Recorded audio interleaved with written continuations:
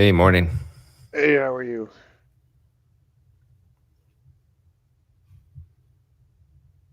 Oh, it doesn't show my video right now. No. Good, except I'm hearing a huge echo now. Or maybe that's just your YouTube channel. Yeah.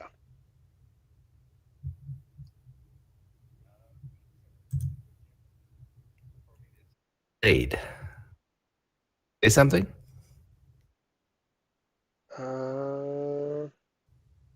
All right, now I'm moving. Changing the screen size to make it fit.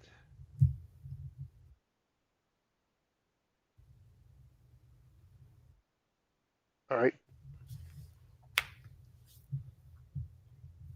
Looks like everything's good. Everything good? You guys? You guys hear everything? Asking the audience.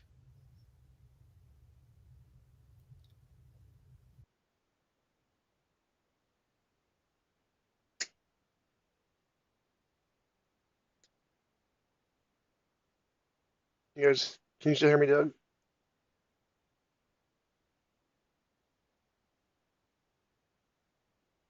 Doug, I can't see you. Can you refresh? There we go. Okay.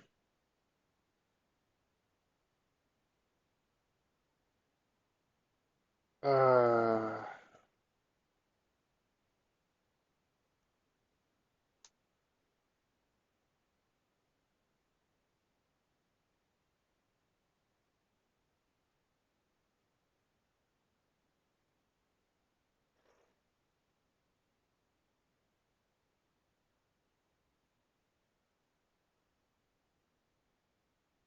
what? Do you hear something?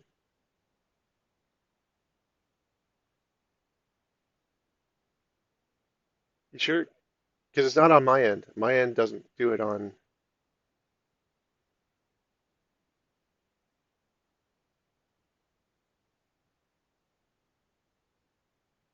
Just, I don't have it. Yep, I don't have YouTube up.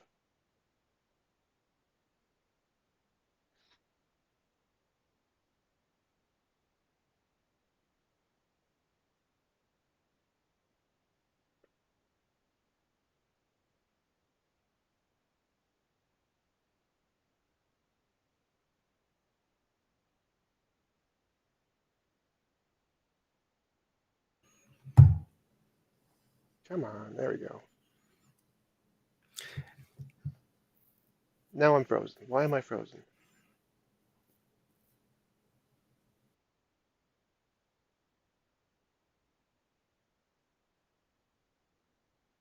All right, now it's picking up my sound.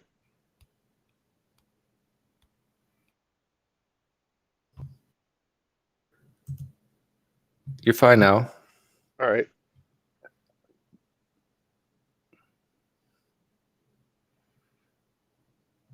Can you hear me? No, now you're not fine. You're What? I'm hearing myself back about 7 seconds later. You sure it's not on your end?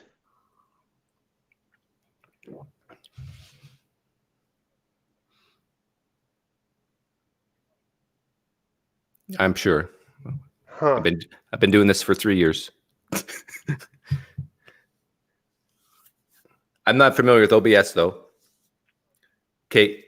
Well, that's Do you have a YouTube tab open right now no, at all? no.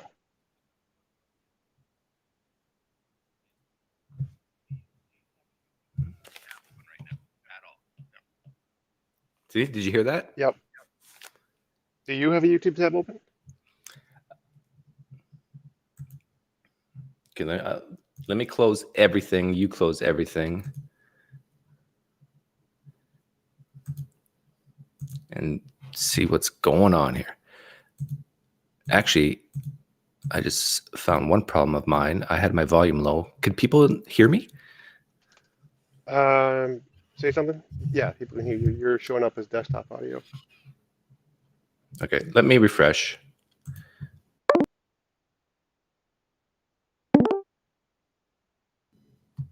Yeah, they say no. There's no echo. The audience can't hear an echo. I can't hear an echo. Okay, well then it's good. Let me refresh and see if that fixes everything. You know, it's 9 o'clock here, right? In Canada, No. Arizona. Yeah, in Arizona. So I'm having coffee. Oh, me too. I always gotta wake up and have the coffee. Okay. Oh man, wish the Sounds technical like stuff was so much easier. But yeah, it seems like all the guys in the audience are saying, "Yep, it seems good now." okay, and there's no buffering? Yeah, it says somebody said synced out with audio, so we're good. Okay. Okay, let's go. Let's go. Let's hop in. All right, Doug, thanks for coming on. I really appreciate you taking the time to have a conversation with me. So, how did you get started in the Make Theist Angry community? I don't really view it as making theists angry, but I'm sure I end up making theists angry. How did it all start? It started with about 4 years ago with a platform called Blab, and that platform was really good, but it was really expensive for the people hosting it. It was basically you could host a room, and then people up to 3 more people could come on for 4 total, and then there's a whole audience of people watching, and with live stream comments. And it was like you go to a room and you see all these different rooms. You go to a main room and you see all these different rooms talking and chatting about stuff. And so it was a great way for people who were bored and just wanted to hear some interesting conversations. They could just see that happening. And I did a lot of street epistemology on this platform called Blab. And I would say I got up to 1,000 followers or something like that before they shut it down because Was they this just like couldn't. a video thing, or was this like a Facebook Messenger kind of thing? Video. Yeah, it was video and text. I To this day I have not seen um, a, a similar to better replacement for it. But it was so terribly expensive, I think, for them to host all that bandwidth that they didn't know how to monetize it, so they just destroyed it. Is it like Discord? No, it's better than Discord. Discord is a horrible platform. Discord is basically for computer geeks who purposely don't want user friendliness, and yeah, and it has. Well, do they have video yet on Discord? Yeah, I think so. I think it's an option. Okay, yeah, it's an option basically to have just text. I think like Blab was it was a video platform. It was all based on video. So you got started doing street epistemology there. How did you actually get started with street epistemology? How did you learn about that? Get interested in it? I was talking to a friend from Canada, and the conversation was going nowhere. And then I bumped into Anthony Magnabosco's videos. This was probably 5 years ago, 6 years ago. I think it's early on when Anthony was just first starting. I still remember some videos where Anthony was really bad at it. And then I started, as soon as I caught on right away what he was doing. And it was basically going to the root, going to the core cause of why people believe, and then letting them decide what would change their mind and so forth. And so I started using that with my friend in Canada. And the whole conversation changed, the dynamic, the tone. And but interestingly enough, what it ended up doing is the person just stopped talking to me because it became so painful, I think. It's like, oh, yeah, if I believe this, then I have to change my mind. And there's good reason to change my mind because of this. And have a nice day. I can't talk anymore. It's like, so that's how I heard about it and got started in it. And after you had that experience, is that how you got interested in doing it on YouTube and bringing on lots of people, or did it take a while? Well, then on Blab, I started doing it, and then Blab died, and then I moved to a platform called Firefox. That was actually a really good platform, and I think it's still going today, but they started charging too much money, I think. And so that kind of died. Like, people actually had to sign up, and if they paid like $1, they had the right to enter the room. So everybody who's watching right now, they couldn't be here unless they paid $1. And you prepaid, and you had to book a room like a restaurant. You had to book a table, and then they were smart. They had a limited number of people, and so the first 40 people to book a table got to sit in on the live stream. If YouTube started doing stuff like that would be really interesting. If you could have that option, like only 50 people can watch right now. That's the max. And so whatever the market's willing to pay, so the really poor people could not enjoy these services. Be bad for advertising though. Only 40 people get to click on the ads. Oh man, yeah. And then so that kind of died because of the pricing, and then I started using YouTube, and I wasn't even planning. See, this is where I'm different than you, because my whole thing was I don't care if I have subs or not. I just wanted to have fun for me and have these conversations, and so I didn't try to have subs. I didn't try to be fancy. I still remember when I first hit my first 100 subs, so that was kind of cool. And then a few months later, it was like 1,000. But yeah, that's how it started. So, have you experienced a lot of like success with the street epistemology method? Because the first person you talked with, you said they kind of just stopped talking with you. Do you think a lot of people interact with that way? Because there's a lot of hate among the Christians of the street epistemology way, the method of the street epistemology. Yeah. Well, it depends on the type of Christian, of course, but the ones I focus on are the conservative evangelical types. But yeah, there's one of the complaints about it is it's disingenuous because you're not letting the person know where you're coming from. And so they feel like you're being trapped, that you're trapping them. And so if you don't let them know that, hey, I have a worldview completely opposite of yours, and my goal is to get you to doubt. My goal is to get you to cry at home about really is what you believe true. And so that was the big thing. So, and I actually saw that as partly at least a legitimate complaint. And since people knew I was an atheist anyhow, after a year or so of being on YouTube, it was obvious. So I didn't hide anything. I was like, my cards are on the table. Like, I'm here to try to get you to hell. And I say that on purpose because it's funny because the other day I noticed that Braxton Hunter was interviewed by Shannon Q. Yeah. And then he made some comment of Pinecreek. He doesn't know how right he is about, or something like that, about leading the youth to hell. Like, he says that as a joke, but he basically admitted that the reason why I say that phrase was justified. They really believe this stuff. They really believe that I'm leading people to hell, and that's horrible. That's terrible, and we need to stop him. I remember there was a previous like conversation he was having with some other people, and you were in the comment section like, "Hey, can I come in and ask some questions?" Because they were like taking questions from atheists, and he said, "Oh, look, there's Pinecreek doing his little street epistemology thing. Let's not invite him on." Yeah, that wasn't Braxton Hunter. That was Kurt Jaros, I think. Yeah, and so whenever that happens, I'll just say, I'll talk to any Christian as long as they're not an apologist. I'll just use it right back on them. Yeah. And you like talking more with people who are not professors because they don't, like you said, what is it? You have critiques of philosophers that they pontificate and they go into nonsense that you don't really like to talk about. Well, I've talked to both types of people, or many different types of Christians, but yeah, philosophers are the worst. If you're a philosopher, my automatic disposition of you is negative. I would even rank them as more negative than apologists, which is saying something. Why is that? Because what you just said, the pontification. I think a lot of philosophers are people who have not taken a lot of standardized tests growing up, and so they need to demonstrate or prove their intelligence. See, this is the thing. Like, I've taken so many standardized tests, like big time standardized tests, like the GRE, SAT, LSAT.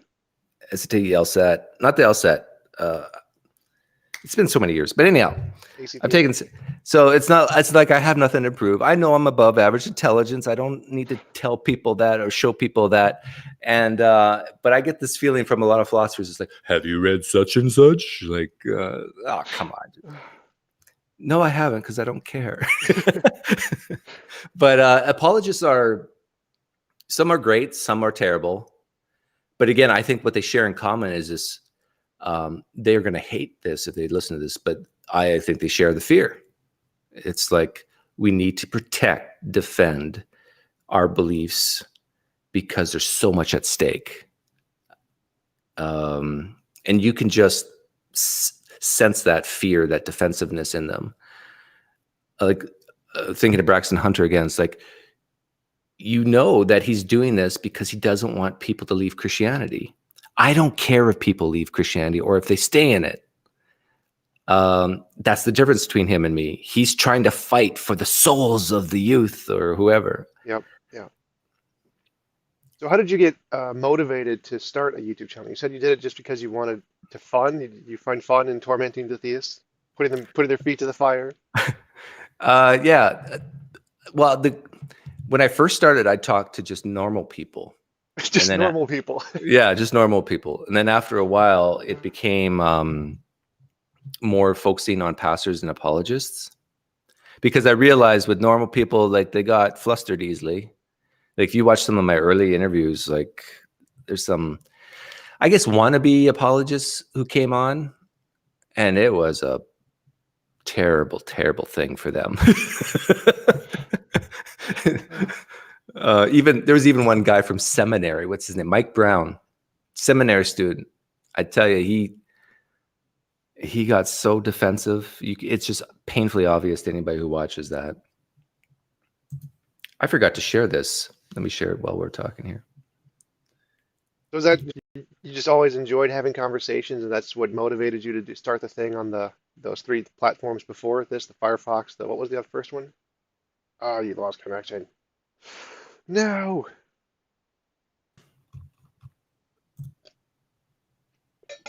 Ouch. Oh, now you're back. Yeah, I think you lost connection when you pulled up your social media stuff.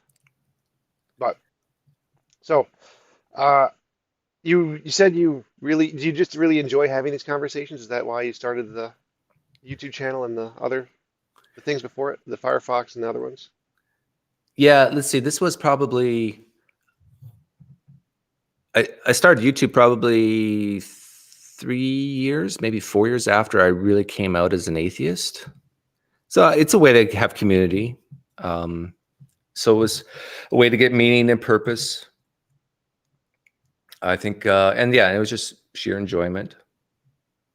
What caused you to transition from what were you originally, and what caused you to transition to atheism? I think it was just being honest. When I was a Christian, I started not being defensive, not caring if my deeply held beliefs were wrong or not, but just really trying to figure out if they were right, and putting myself into other people's shoes and seeing, okay, why can someone who's not a Christian see all this stuff, all this evidence or whatever, and come up with a different conclusion? Maybe it's because the evidence is not as good as I thought it was. Or maybe they're deceived and blah, blah, blah, blah. You know, it's like the typical excuses. Maybe they haven't been regenerated by the Holy Spirit, whatever. Well, maybe there just isn't a Holy Spirit. You know, started asking questions like this. And it took 5 years of asking those questions. It wasn't any death or tragedies in my life. It wasn't my sister. A lot of people think, oh, Doug's just an atheist because of his sister. It's just all this stuff happened before my sister even got paralyzed. And so this, and also I admitted this to Randy Rouser, that it was 9/11 was a big part of it too. It's like, okay, these things have consequences. Beliefs have consequences. And so I would say by my late 30s, even my wife knew that, okay, something's different about Doug. I don't think he believes this anymore. And then she came up to me one day and said, do you still believe this? And I said, nope. I even remember watching stuff like from Thunderfoot, and I wasn't a young Earth creationist or anything like that, but I, just you let your guard down when you actually start laughing with non-Christians about this stuff. And it's like, if you're a Christian listening and you've you find yourself laughing at other Christians, be careful. Like that's a sign you might be leaving Christianity soon. It's even if they're not your type of Christian, you're being allies with the wrong side at that point when you're laughing at them, and you should be feeling sorry for them if anything. But yeah, and I think I remember the time when I'm just sitting on my chair and saying to myself, "No, I don't believe this anymore." And That it was takes, that was the moment that you realized you were an atheist. yeah, but and I think a lot of people have experienced this, that there's a huge difference between saying it to yourself internally and then saying it to a stranger Or your wife. and or your wife. Actually, my wife was a little bit easier in a way because she saw it coming. It's like, but when you're talking to someone who just assumes you're a Christian, I remember I went to a wedding, Christian wedding, and everybody's Christian there except for me. I'm sitting at the reception table, a pastor sitting right next to me, and just assuming I'm Christian, starts talking, and I just look at him and say, "Sorry, I'm not Christian." And he's just like, "What?" and you could see it's like he felt like a kid at a candy store, like, "Oh, I'm going to witness to this guy and evangelize." And was he in for a surprise? So how He, did your what? I was just going to say, he found out very quickly that, oh, this is not just some guy who's angry and bitter, but actually knows why this stuff is bunk. Yeah. I get that a lot when I go to apologetics conference. Everyone thinks, "Hey, you're a Christian just like everybody else." Like, "Oh, by the way, I'm an atheist." Yeah, So how did your wife respond? Was she pretty receptive to it and okay with it? probably 6 months of crying. That's really hard. Yeah, that's why when I talk about biases, like I have every reason to be a Christian. This is not that I want to sin and blah blah blah. It's nothing like that. It's when you're the person you love the most, your extended family, everybody's Christian. When like your life would be so much easier. We had 2 young kids at the time. Like that was a problem.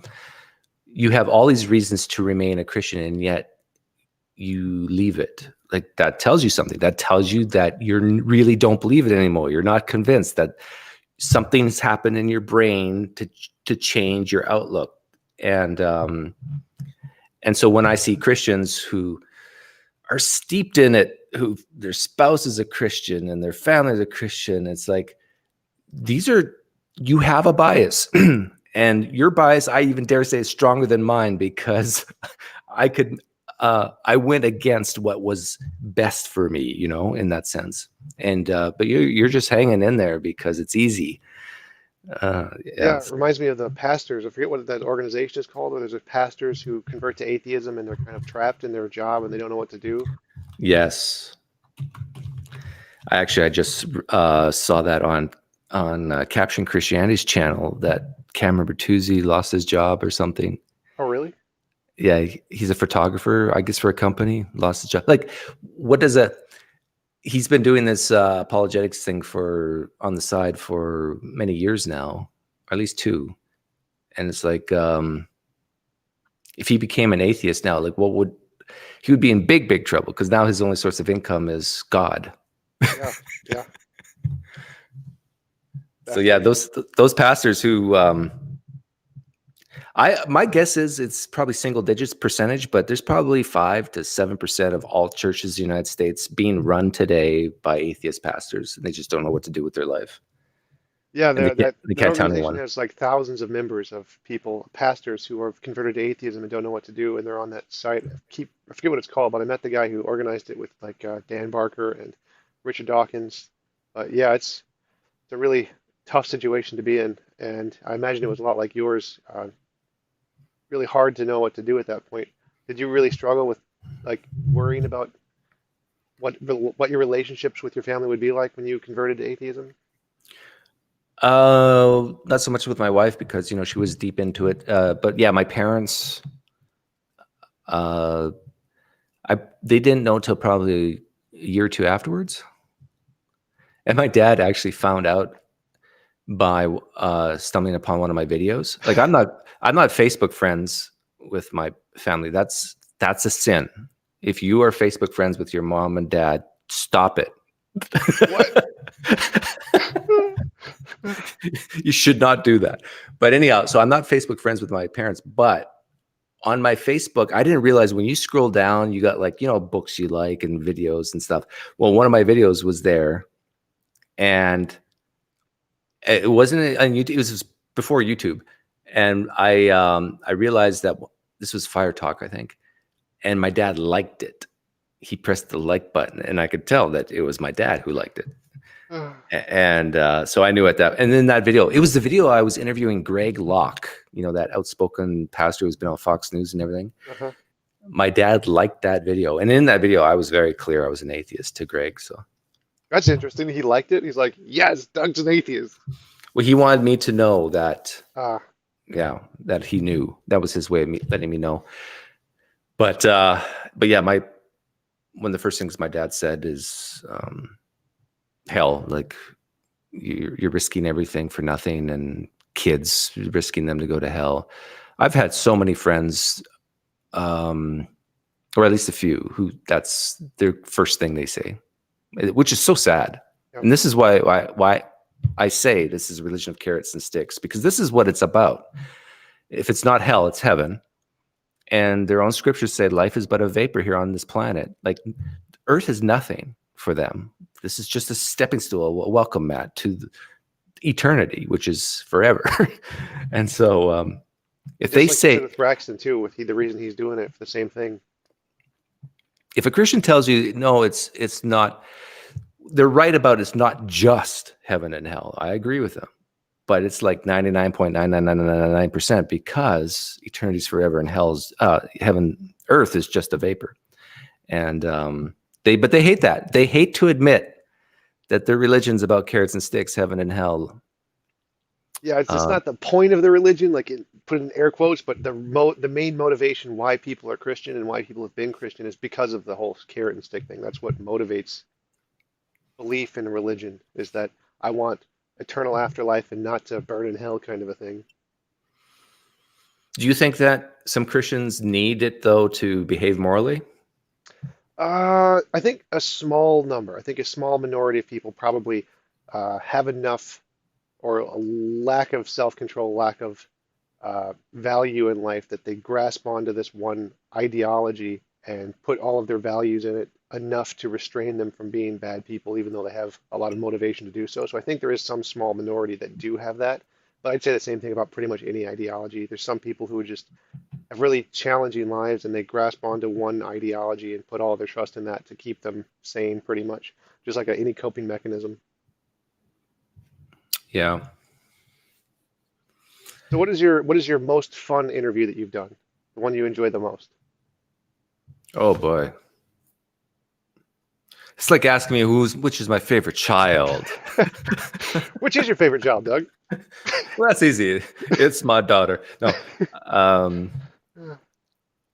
Well, I mentioned Mike Brown earlier. That one was hilarious because this guy was just a grown man, seeing a grown man so defensive. I did enjoy giving Randall Rouser the gears. That was fun. That was very cathartic.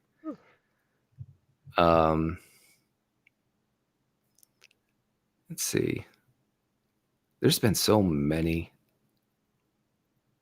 The intellectually stimulating was probably the Dennis McDonald one. He calls himself a Christian, but he's basically an atheist.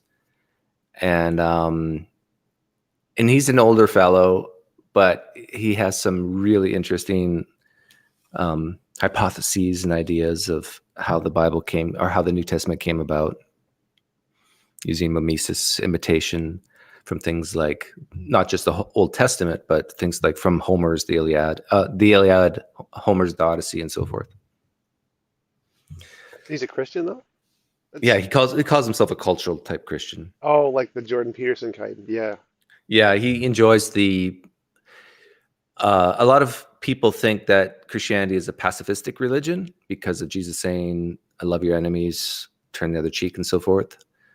I think even Randall Rouser's like that. Like he's he is probably a pacifist, and so they like Jesus for that idea. And so I think Dennis McDonald is a pacifist and likes Christianity for that reason. Have most of your interviews been positive and fun? Have you had like a lot of them that were not very fun? Like I know that your Mike Lacona one was very controversial. Uh, well, I just really detest interviews where the person can't shut up. So Randall Rouser comes to mind.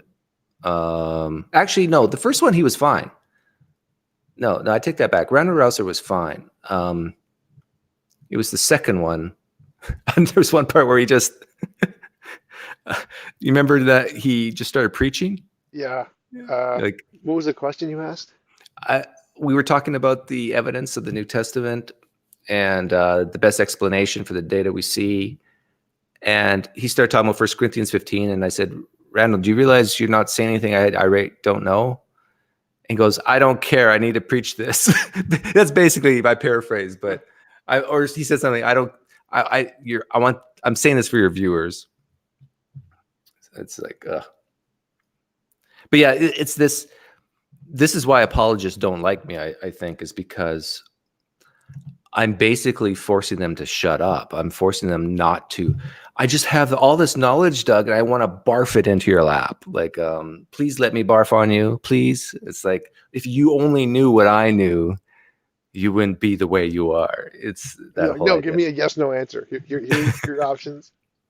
Yeah, and so when I handcuff them with lean yes, lean no, lean true, lean false, A, B, or C, it's like, you can just see them turn red in their face. It's because I don't want my life to be like this, Doug, where I just give you, I want to dive deep into the nuance of Christianity where I can hide.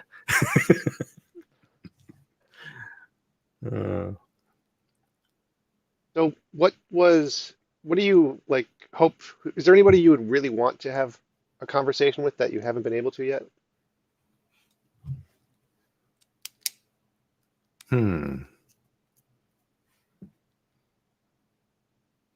I don't have any heroes or anything, so like, even though you and I are talking right now as people who share a very similar worldview, I probably wouldn't do much of that on my channel. So it would have to be someone.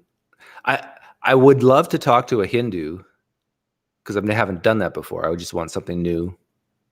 It's like someone who really believes Vishnu is real or something like that, who really prays to Vishnu. This is not just a cultural thing. I would love to talk to a Hindu like that, because it's the third largest religion in the world, and yet it seems like it's really hard to find a Hindu here in the United States to talk to.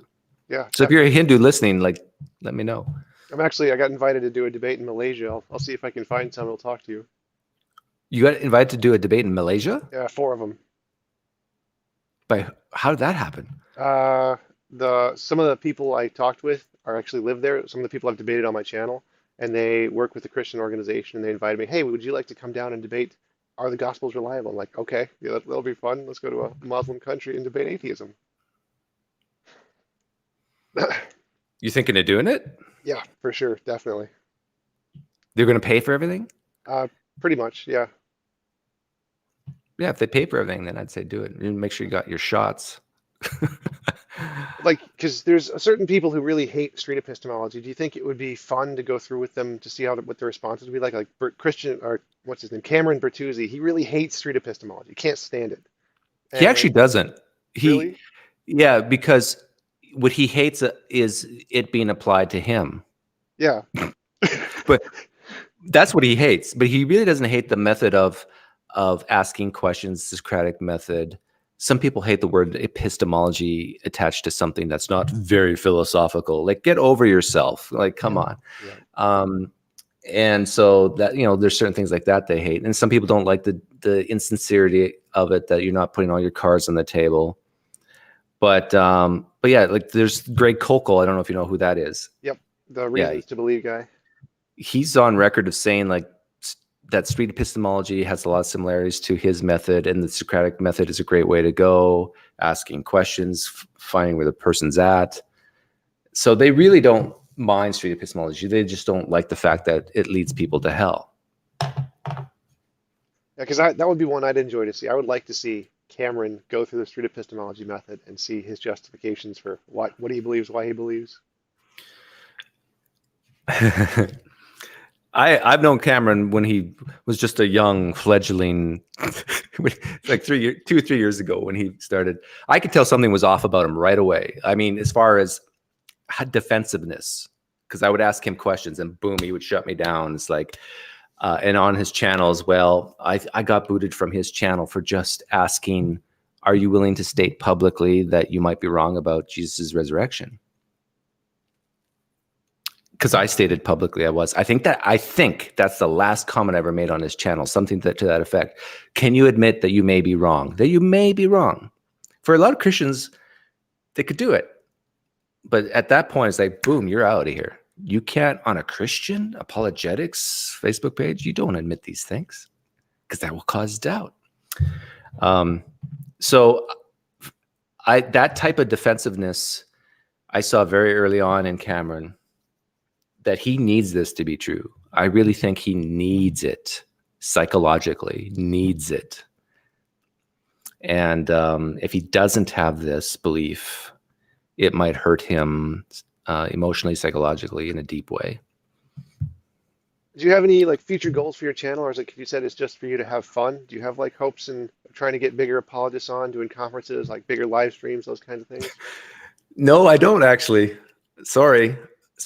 I have, because this is just entertainment for me, it's not like I have this goal of having more entertainment. It's whatever happens, happens. Like, it's to the point now where I'll just check my email, and if sometimes someone wants to come on or wants me to do a video or whatever, if I find it interesting, I do it. If I don't, I don't. So it's not like, it's a nice position to be where you don't have to do anything. You don't,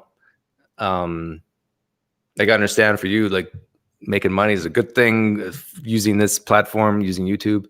For me, yeah, it's a good thing as well. But hey, if it doesn't happen, that's fine. But I don't have this desire to grow bigger really, or have a certain big time apologist come on. Like, because if I know I'm not going to enjoy it, then why do it? It's like John Lennox, for example. He's a goofball. But he's a pretty big apologist. Would I want him on my channel? I actually, not really. It's like, he'd just be a disaster. Just thinking about him makes me throw up in my mouth a little. It's just, but like a guy like Pete Enns that you interviewed recently, like, in my opinion, that's one of the best interviews and the best interview guy to have on your show in our genre. Like, that's out on YouTube. Like, that was, by the way, I shared that video to the Facebook group called Wrestling with the Disturbing Parts of Scripture, and it got a lot of likes. I mean, and people are talking to me about it. They were so glad that I posted that. And so there's a lot of Christians who watched that. And see, that's the key for me and for you, is to get people who disagree with us to watch it. And there's probably a few Christians who've never heard of Pete Enns before, who are watching that and saying, whoa, this guy's different. He actually admits, unlike a guy like Cameron Bertuzzi, he just, yeah, this could all be bunk. It's like, I really don't know this. I think this is true, but I don't know it is. It's, to juxtapose a guy like Pete Enns to these young Christians who say, oh, by the way, Christianity is true. Like, we need to keep bolstering this stuff up. No, we don't. This is just gives me meaning and purpose and so forth. Yeah, I think that's why when you did your analysis of all the different YouTube channels, why my channel and your channel have such a high viewer rate or consistency rate, is because we get both Christians and atheists watching our stuff. Yeah, that's why I made that spreadsheet, because for people who don't realize, subscribers mean nothing according to YouTube revenue generation. It means something to have a Patreon account and so forth, but subscribers mean nothing. It's views. It's all views. And so our channels for how small we are, gets pretty good views.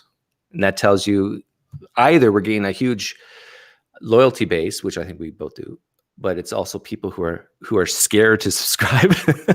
they don't. I'm a Christian. I don't want my wife to see I'm subscribed to an atheist channel. So they'll type in TJump instead of going to YouTube and looking at the left pane of, you know, they'll type in TJump because it's easy, and so they don't have to subscribe.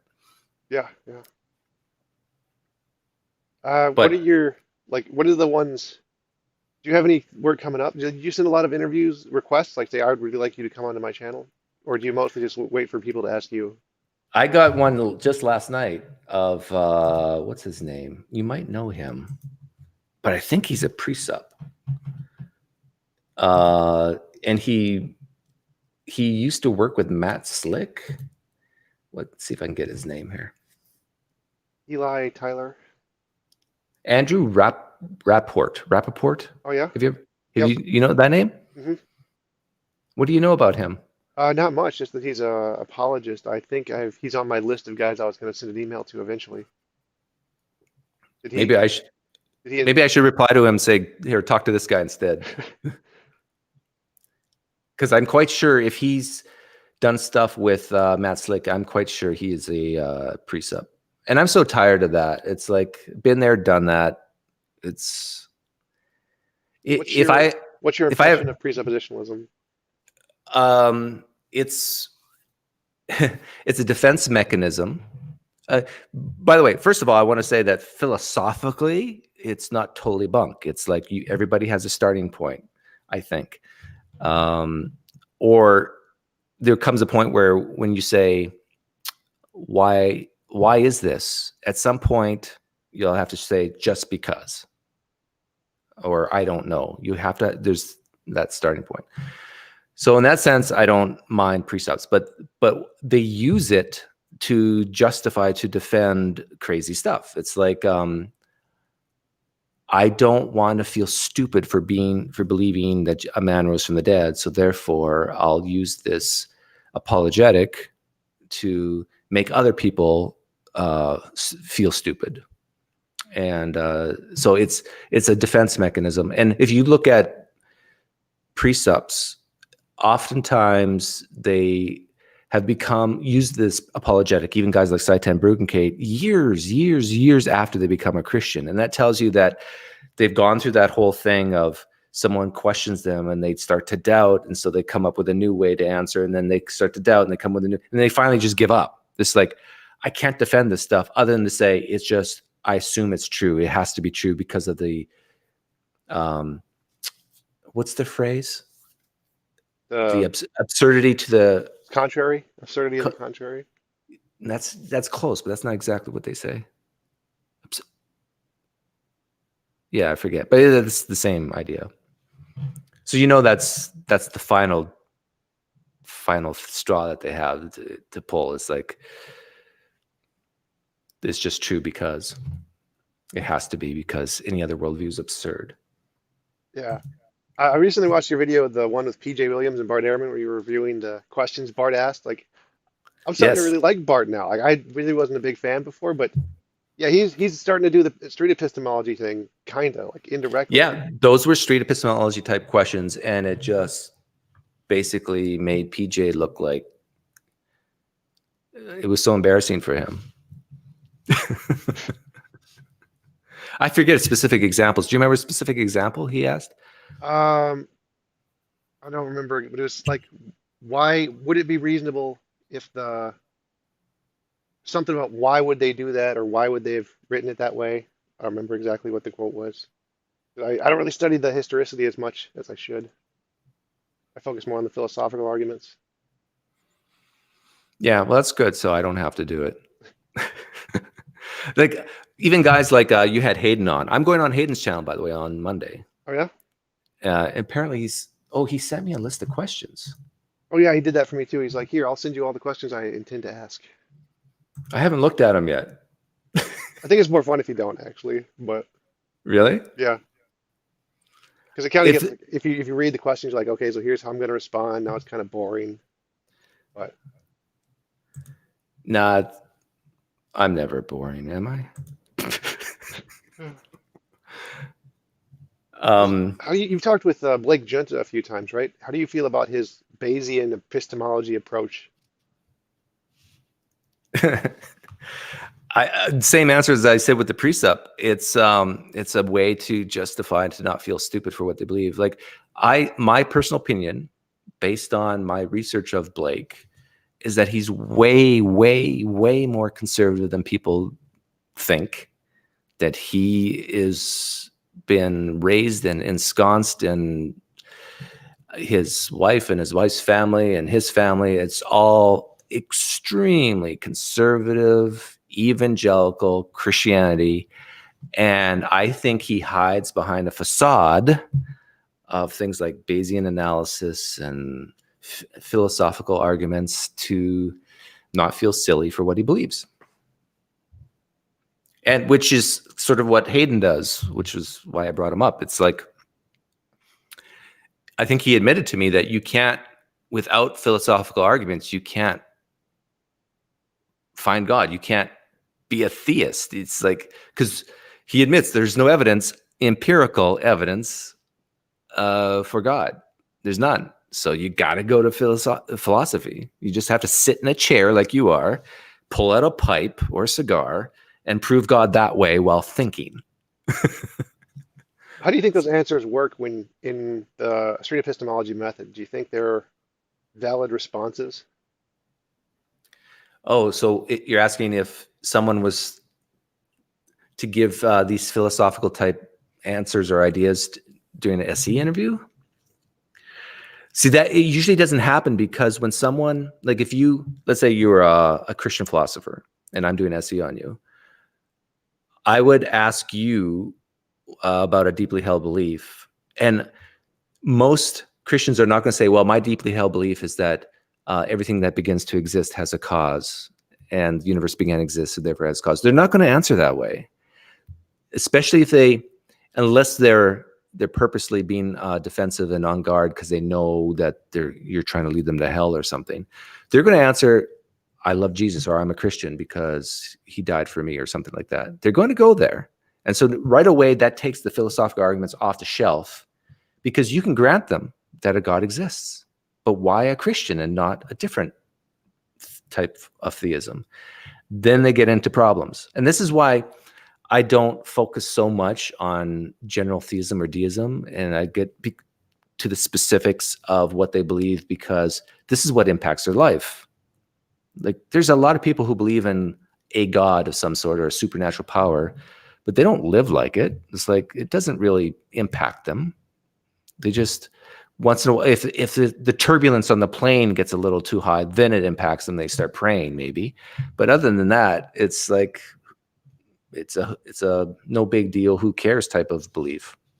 But supposing you were like actually to have a conversation with just a general deist or a general theist, do you think that their arguments would essentially pass the street epistemology test? Say like, I believe that God exists. I don't know which one. I don't know if it's personal or not. But the reason I believe is because, you know, the universe had a cause, the cosmological argument, the fine-tuning argument, et cetera, et cetera.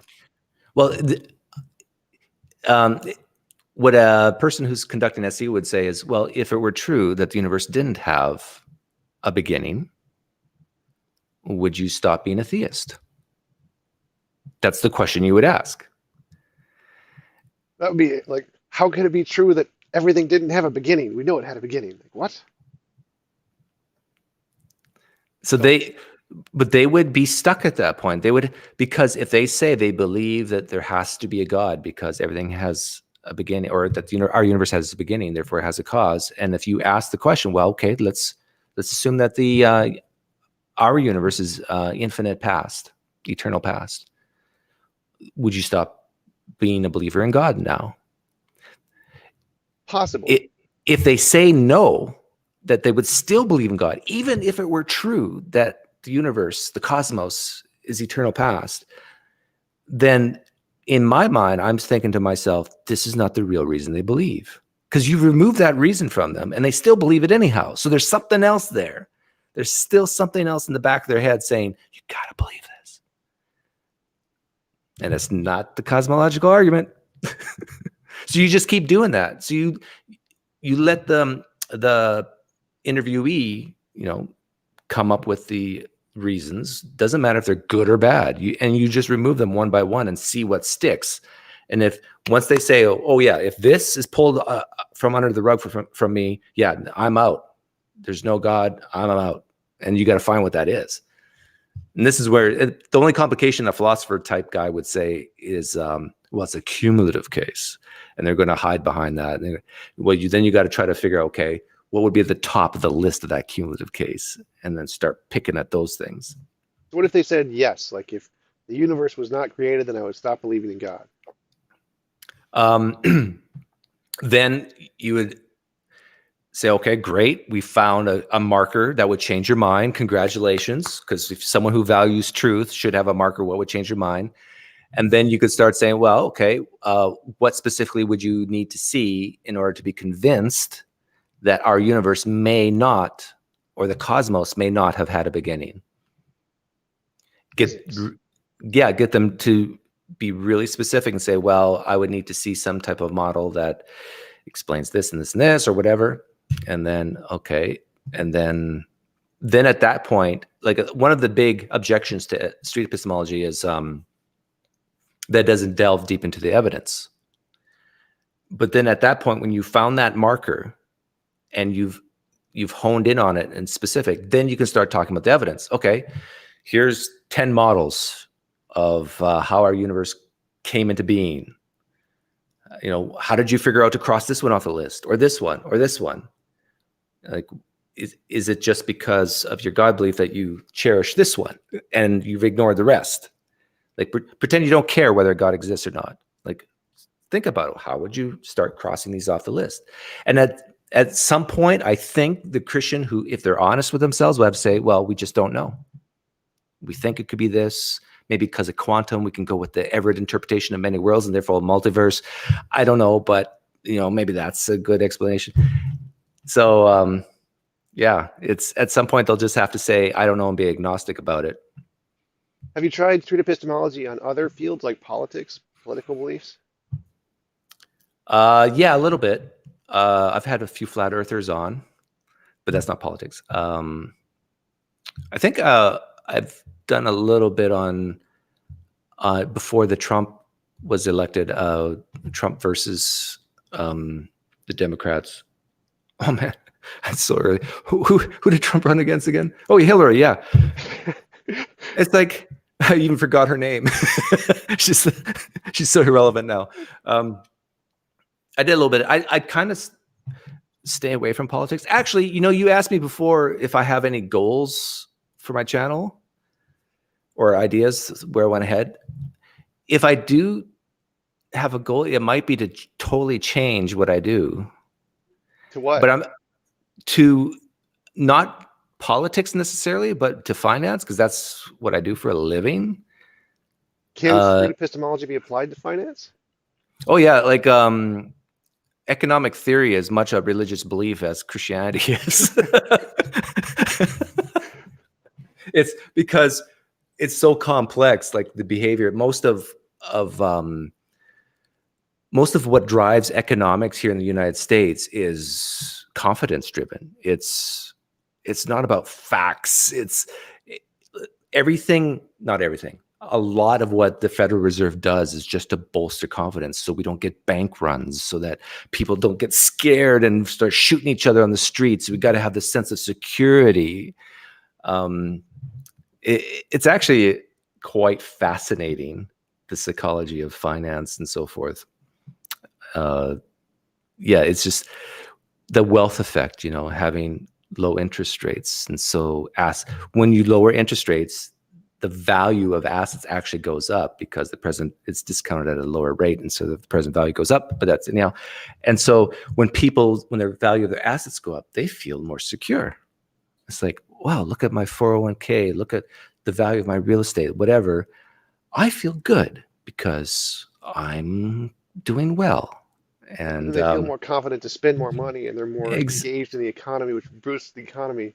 Exactly. So, but if I were to do something like that, have a channel like that, exposing a lot of these things, like people would get scared, and they should be. If you're taking people away from their faith in God, they're going to go to hell and get scared. It's very similar to that. Yes. It's like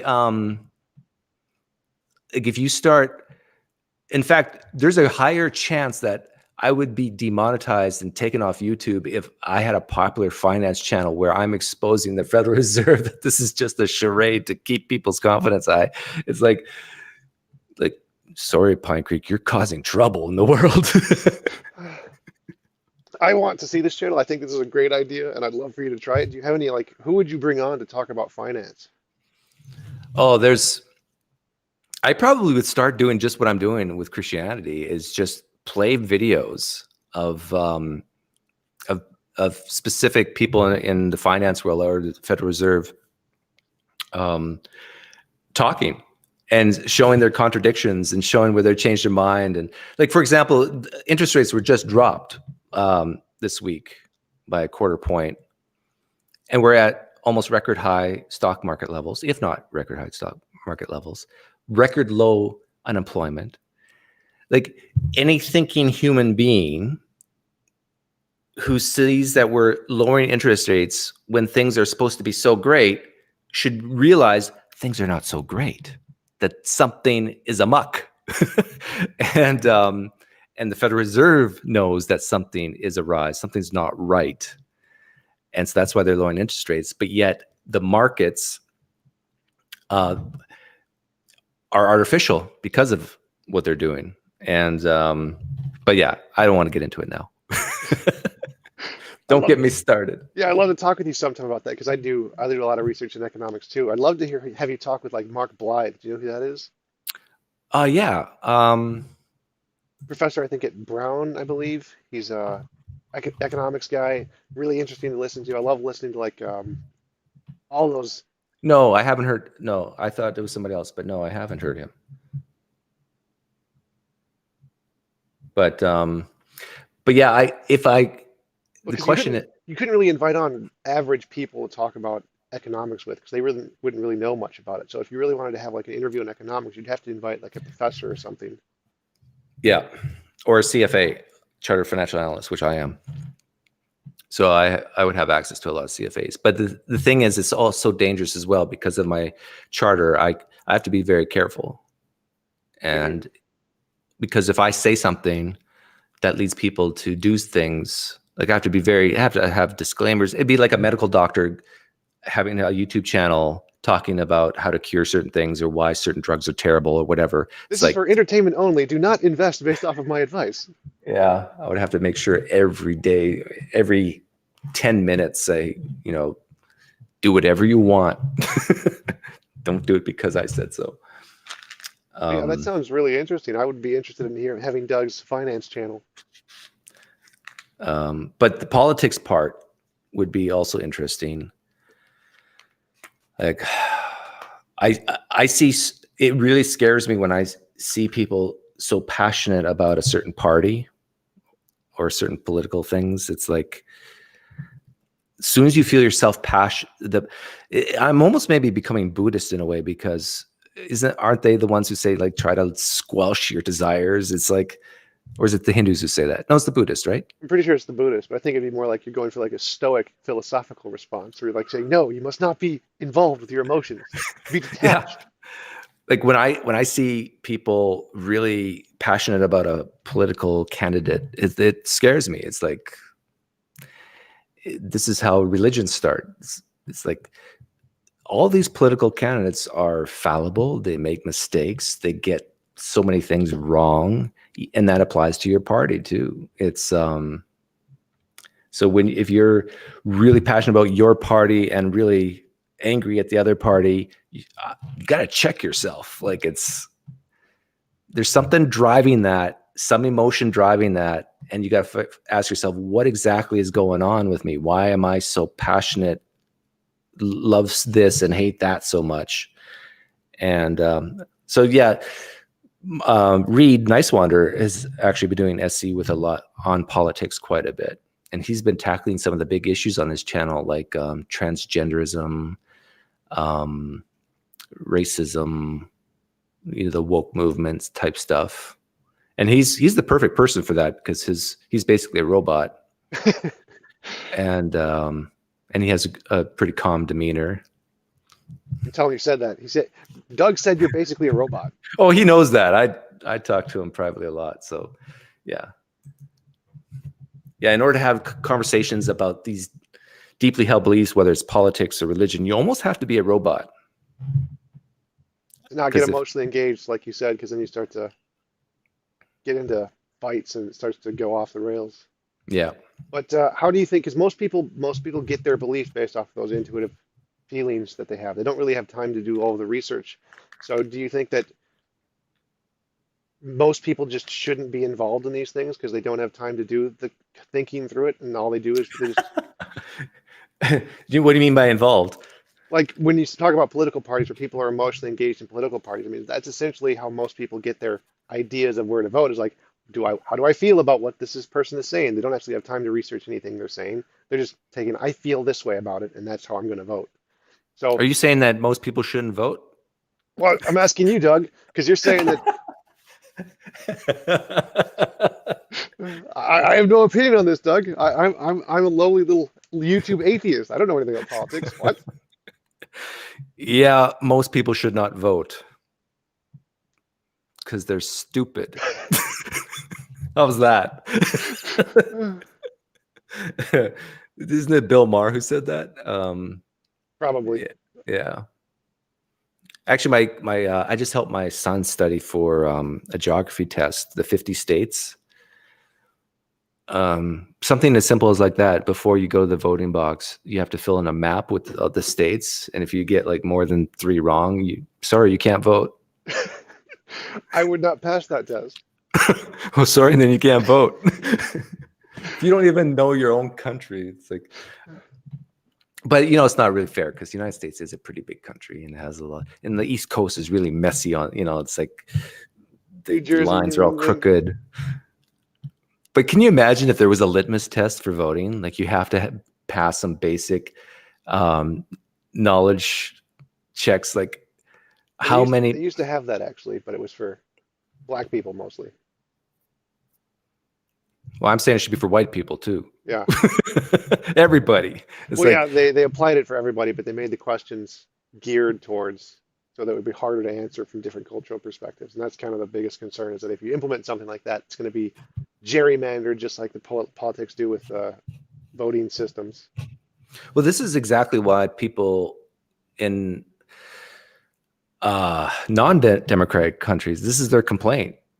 It's like, you crazy Americans, like you let these stupid people run your politics. Like what's wrong with you? You should let the elite do it because they're smart and they know stuff. They actually own the land and blah, blah, blah.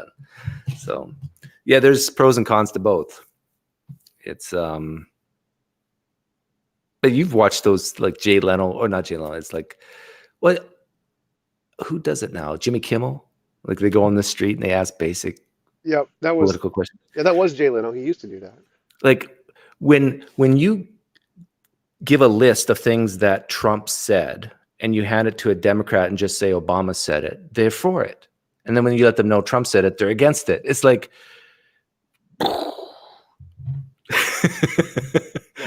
you can tell it's just all emotion.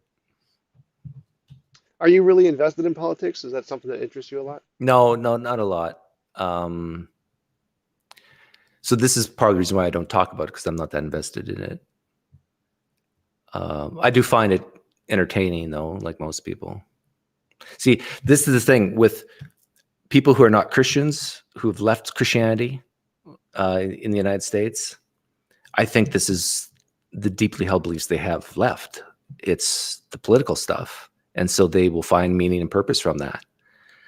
And this is why I think you'll find so many atheists in taking up certain activism things like on transgender or the woke movement or whatever it is.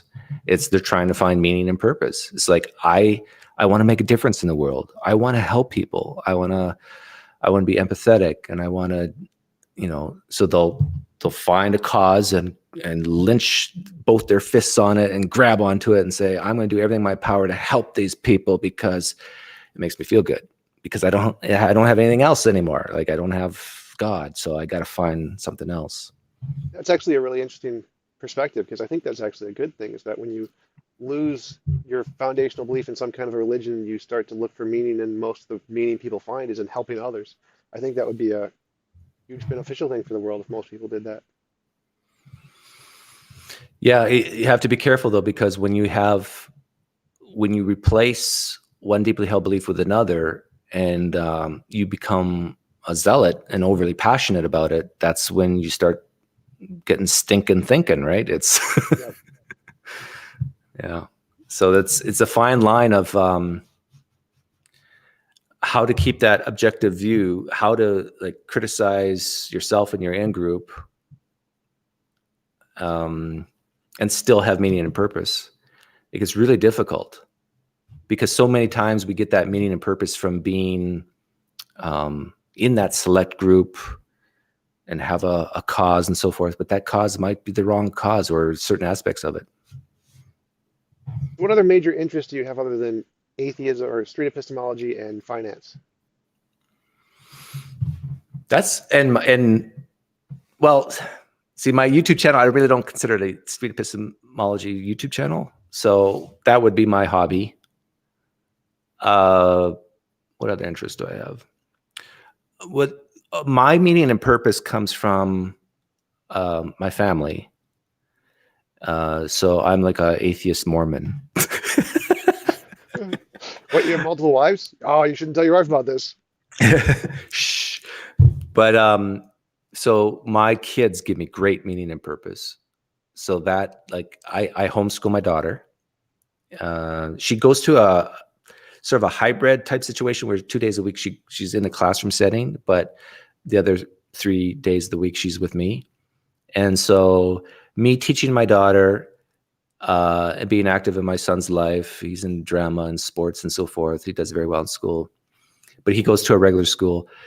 I tell you, that gives me such meaning and purpose that it scares me, because that if that was pulled away from me, if my children died in a car accident, for example, like how would I handle that? There's no replacement right now. Like there's nothing even close to second place. And so in a way, I understand how Christians feel when that is being pulled away from them. It's like, there's nothing close. There's nothing that's close to second. And so that's that they don't even want to think about it. That's actually a good analogy. It's like for atheists who want to empathize with Christians, like imagine your own children dying and how you would feel. This is how Christians feel if it was removed from them.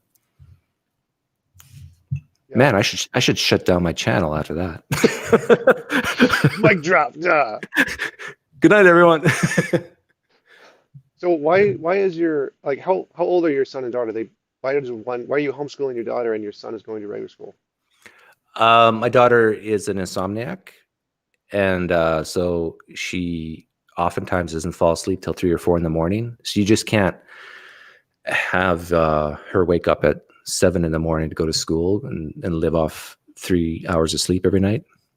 Yeah, it'd be really hard. Yeah. Plus, she her processing speed is slow, but yet her memory is amazing. So it's one of those situations where in certain situations in a school setting, she'll excel, but in other situations, she'll just fail badly. Like a test situation where you got 60 minutes. It's like, it's not going to work. So, yeah, and I think that's the situation for a lot of kids, that the traditional school setup just doesn't work for them. Yeah, it was like that way for me. It totally didn't. I did not do well in school at all. But Yeah, put me in an area where I can excel, like in debates and things. I just crush professors and philosophers all the time, but completely fail at school. and there's a lot of atheist non-Christians who view homeschooling as like a religious thing, and oftentimes it is, like 90% of the time it is. But for a lot of kids, it's the best option. And Because you can gear the education specifically around the one child and the one-on-one interaction, as opposed to just kind of like a group setting where you're just trying to throw stuff out there, see what fits. and what's missing, you asked me what I'm interested in. Like part of my homeschooling with my daughter is we'll get in the car and I will force her to do stuff that she doesn't want to do, like walking into a bank and depositing a check for me and having to ask the teller certain questions like, how are you today? Interact with people who are older than her and professionals of some sort, and feel comfortable with that. And there are a lot of kids today who have no ability, no idea how to do that, how to interact with adults in the real world, how to ask appropriate questions, how to just engage. Like everything's so much is video games and text format. It's like to actually feel comfortable with face-to-face interactions. I'm trying to teach her how to start a conversation. So many times I'll take her to the grocery store, and I'll say, okay, we're about to go to the checkout, and my goal is to make the teller laugh, not just smile, but laugh, and watch how I do it. And so hopefully this rubs off and the kids will actually, if you can make people laugh, this applies to what you do, what I do on YouTube. It doesn't matter if they're like a presuppositional fundamentalist Christian. If you can make them laugh, it's like you've won over 50% of the battle at that point. They're going to probably listen to what you have to say or what you're going to ask, give you more benefit of the doubt, be a little more charitable. Yeah, that's actually a really, really smart thing to do. One of the things I've been thinking about in education is how the education system doesn't teach kids anything about what they need to know about human interaction, especially in relationships. Like those things were really hard for me growing up because I had no one teach me that. And that method that you talked about, bringing your kid to like a bank and having them go talk to someone, or bringing your son to a mall, say go talk to that girl or something. Doing those kinds of things in education, I think, would be really beneficial for most kids because they don't have that kind of social training. They have this just useless junk like the 50 states, memorizing the 50 states, like you said, for your son. I've never had to use that ever in my life to do anything. Why did we learn these things? As opposed to doing something like going to a bank teller and talking with them, or learning how to make someone laugh, or learning how to start a conversation. Like those are really important skills that most people don't have and they should. And I Yeah. think doing like your education system is a really valuable thing that we should be doing more of. Like my dad taught me that. And so that's why I'm passing it on to my kids. And this is a big part of meaning and purpose, is that sense of tradition and so forth. I remember my dad taking me to the bank, and every time he would talk to a teller, he would make them laugh. He would tell a short story. And I watched that. And it's like an extremely effective method of getting later on, at least deep into conversation, and you have that rapport there. This is what a lot of people are missing, like who have YouTube channels. Like in my opinion, they don't have that ability to set up that rapport. Now, sometimes they don't care to, and they just choose not to, and that's fine. And sometimes I do that as well. I just don't care and don't choose to. But yeah, if you actually want to have a deep, sincere, real conversation, it's paramount. Yeah, that's actually, I'd like to see some videos of you doing that. Having your daughter go to the bank, record her like having a conversation, post it on YouTube. Like this is the Doug's education system.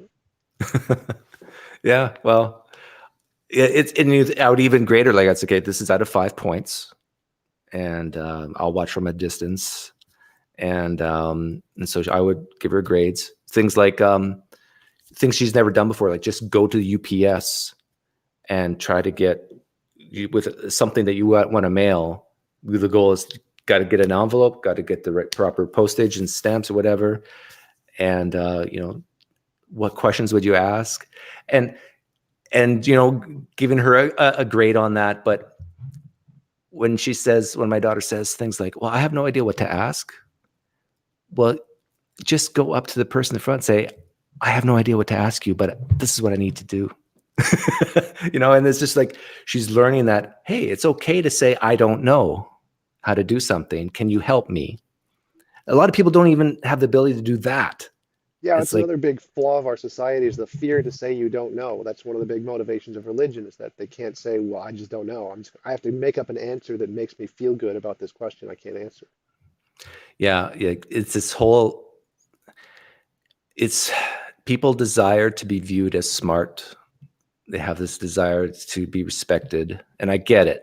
But I tell you, you can also gain respect from admitting what you don't know. And yeah, I think that's so important. Like, I don't know how our universe came to being. Do you? It's like, come on. Well, God did it. Well, do you know that? No, you don't. Do you? Come on, do you? So Yeah, I'm really starting to like this Doug's education system. Have you written like a curriculum at all, or have you like formalized it in any way? yeah, it's all in here. No, it's almost like just intuition is because of how I was raised. But Would you mind like writing it down for me? Because I this is something that really, really interests me. I've been trying to write a I would mind because I'm not a big writer. It's right. It's in video right now. You got it. It's recorded. Uh, I I think like, my basic structure with my daughter is if you have a student who needs time, you give them time, and then their pressure goes down. And once the pressure's down, they actually start to speed up.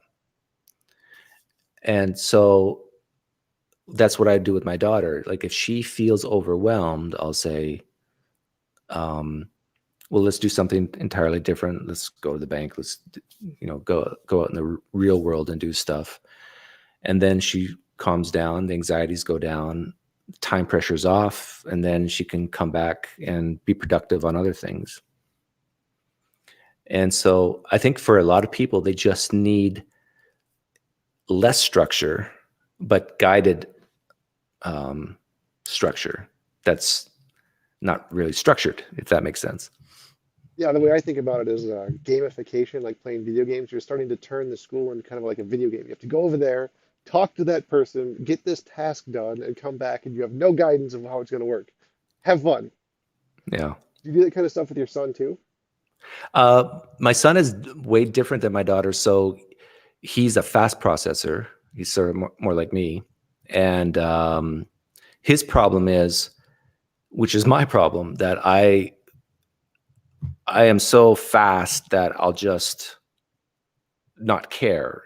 Like it's like I just get it done, and if it's 80% right, good enough. But my son, he'll he'll do better than 80%, but still, it's like that. Okay, this is semi-important, but not that important, so I'll just done. It's like most of my YouTube channels, I don't know I'm going live until an hour or two before I go live, and I'll listen to something at 3x, maybe jot down a few notes. Wait, there's a 3x. Where's the 3x? Oh, okay. This is the most important thing you'll ever hear in your life. Video speed controller extension for Chrome. Video speed controller extension for Chrome. Oh, that's awesome because just been using it 2 times. No.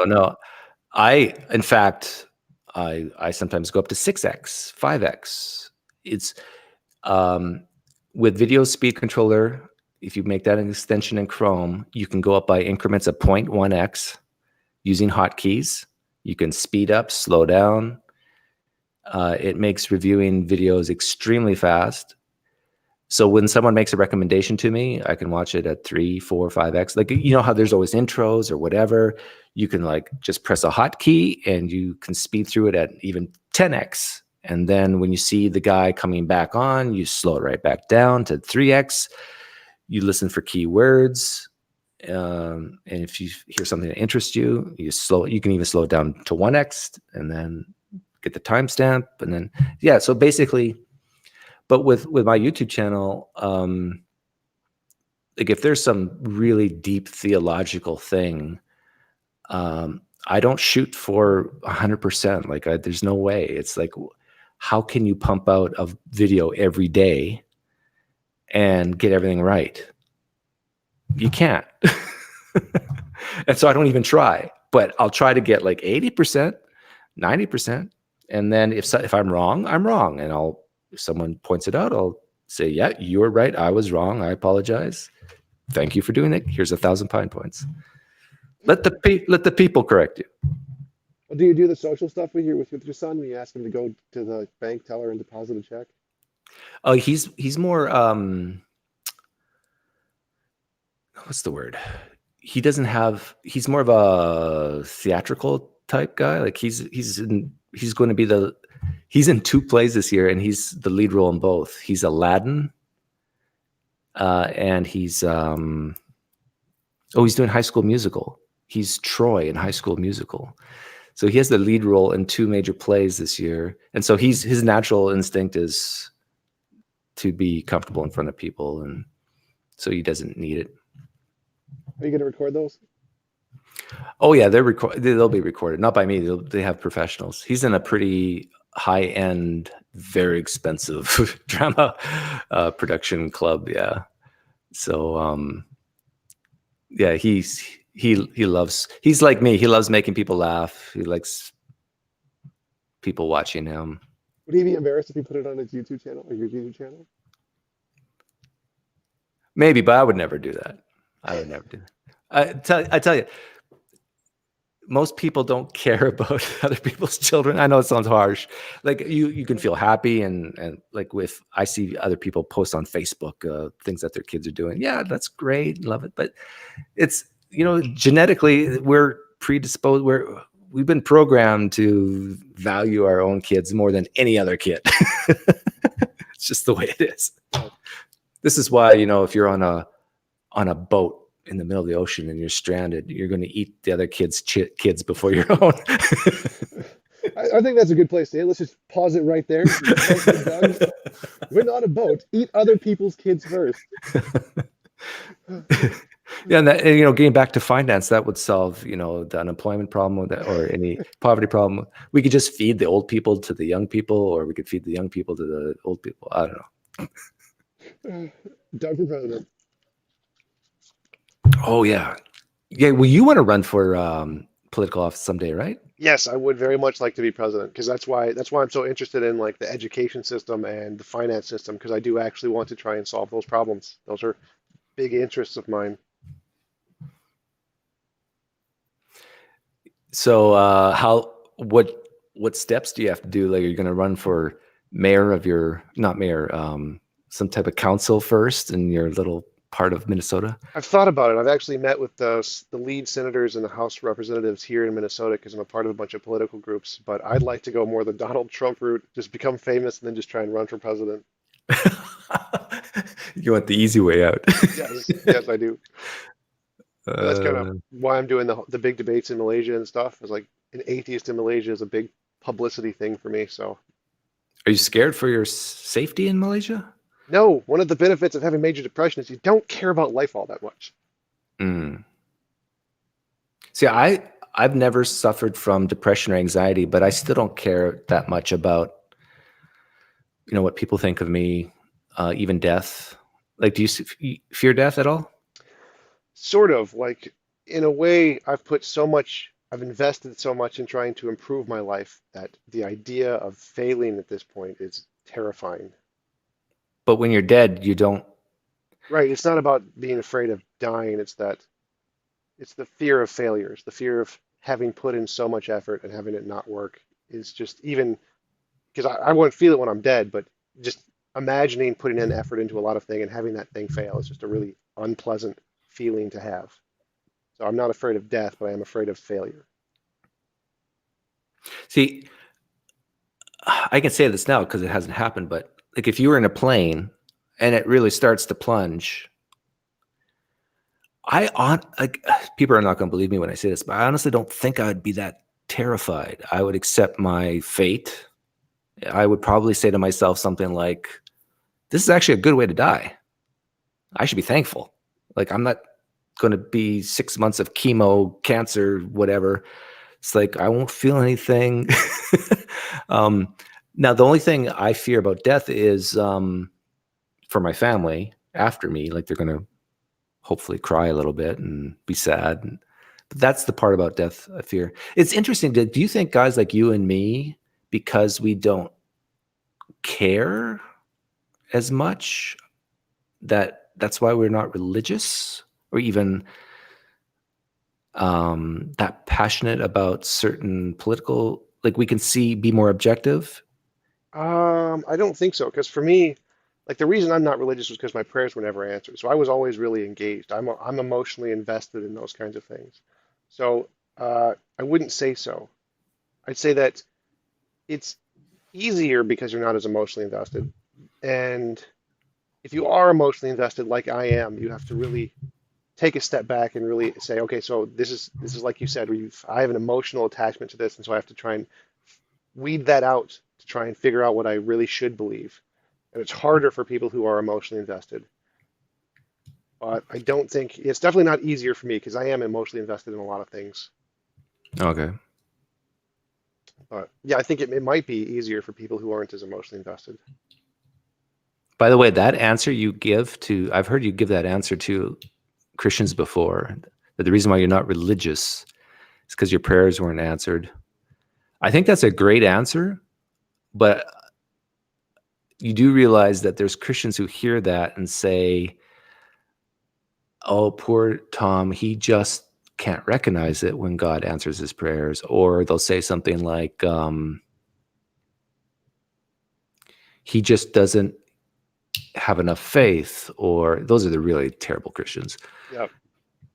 But they will see, when you answer like that, they will think and see that you are not a Christian because of emotional reasons, Yeah. not intellectual ones.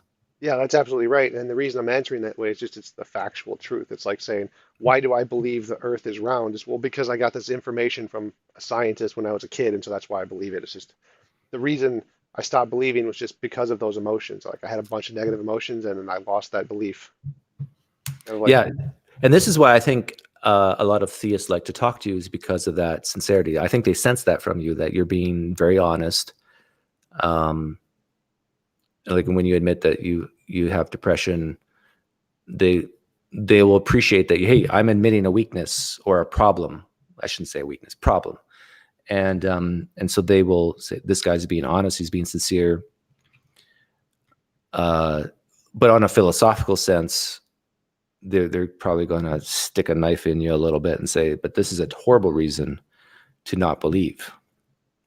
yeah, in that sense, it is a weakness because it's something they can use against me in my position and say, well, we can use this to say you're not a genuine atheist or something. There's some non-logical reason for your belief or whatever. But Because a Christians, I know a lot of Christians who would look at your life and say, God has a plan for you. He wants you to suffer at this time, but all things work for those who love him, and he's going to bring you around. Yeah, this is how they think. who would they not say that about? That's true too, but they have a tougher time saying that to guys like me, because I have such a great life in the sense that I don't have any health problems, nothing. I don't suffer from any type of anxiety. I can't remember the last time I've been anxious about anything. It's like I'm pretty lucky go easy type of guy. I've don't have to pray to have my electric bill paid and that sort of thing. So it's tougher for them to kind of pin any type of emotional trauma or whatever to why I don't believe. God's plan for you is that later today you're going to go get a McFlurry at McDonald's. Yeah. Um, what Christians do sometimes say to me is that I have trouble with authority, and that's why I'm not a Christian. And I say, yes, you're right. I do have problems with authority. How did you tell? It's like, is that, I wonder if that's, I put up the YouTube thing. I wonder if it's like, if there's a time limit or something, or if I'm pressing, oh, maybe, I think it is. I think I actually put a time limit and I forgot to turn it off. That's probably what it is. Oh, tell people to refresh in the chat. Otherwise, if they don't refresh, they're not going to hear it. Refresh. Let's see, yeah, I gotta find that. Where did I put that? Edit, options, advanced, settings, stream.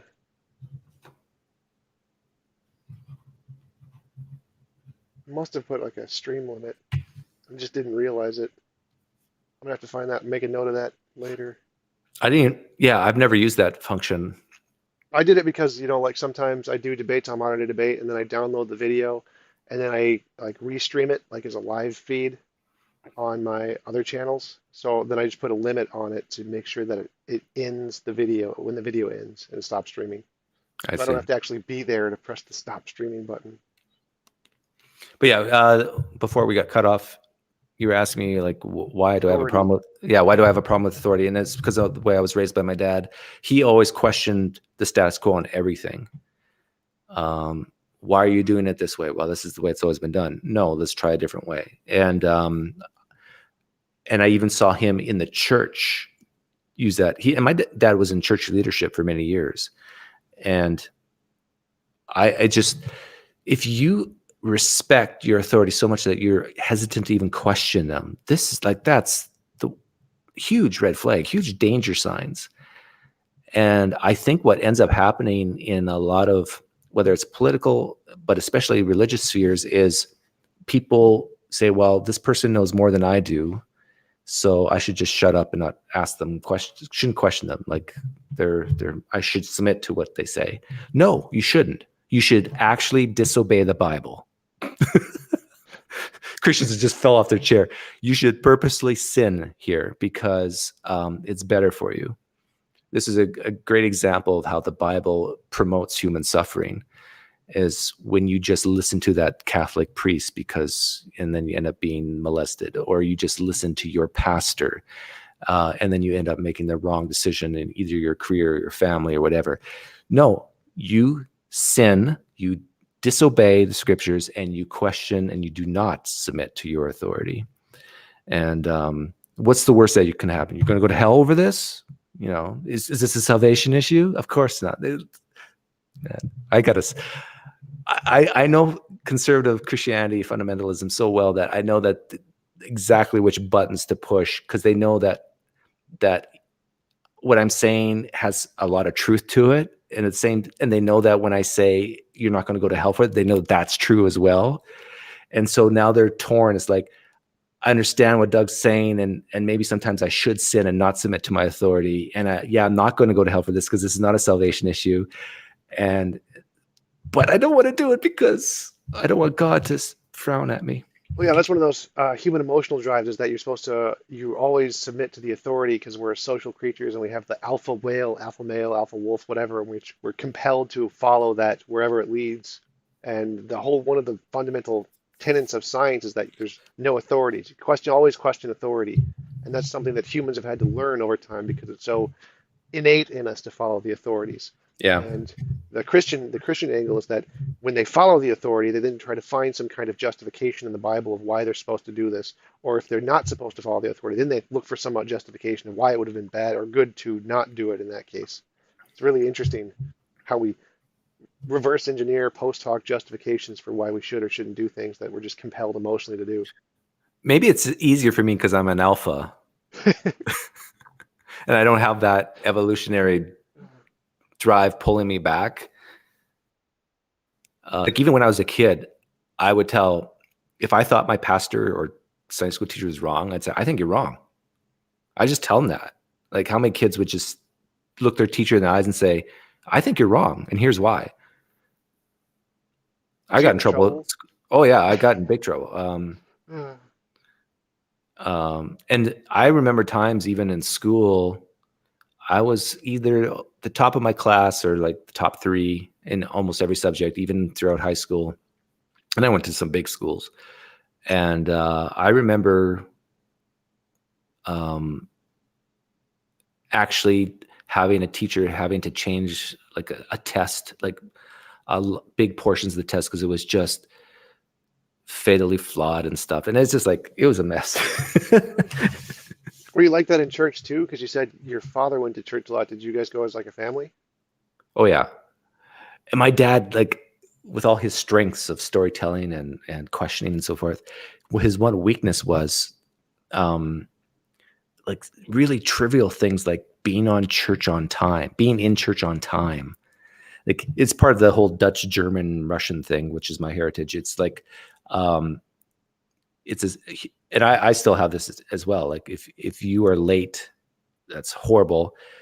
But my dad's reason was he didn't want the pastor to look down on him for being late to church. So we always had to like rush into the car, be there on time. And to me, it was just like stupid. Like what I can see like being late to, something that matters. A business meeting or something. Yeah. But like, this is like a church full of 500 people. Most people are not even going to notice if you're late, but oh, well. Did you challenge like the teachings of the Bible a lot? The authority and religion for the church? Oh yeah. Church? Yeah. I remember even as, an adult, when I was coming out of Christianity, but I was still considering myself a Christian. I went to church with, I was visiting Canada. I was back home in Canada. And then I went to my dad's church, and this pastor just wasn't that good. And I started making notes. And like at the end of the sermon or the message, I went up to him in the foyer.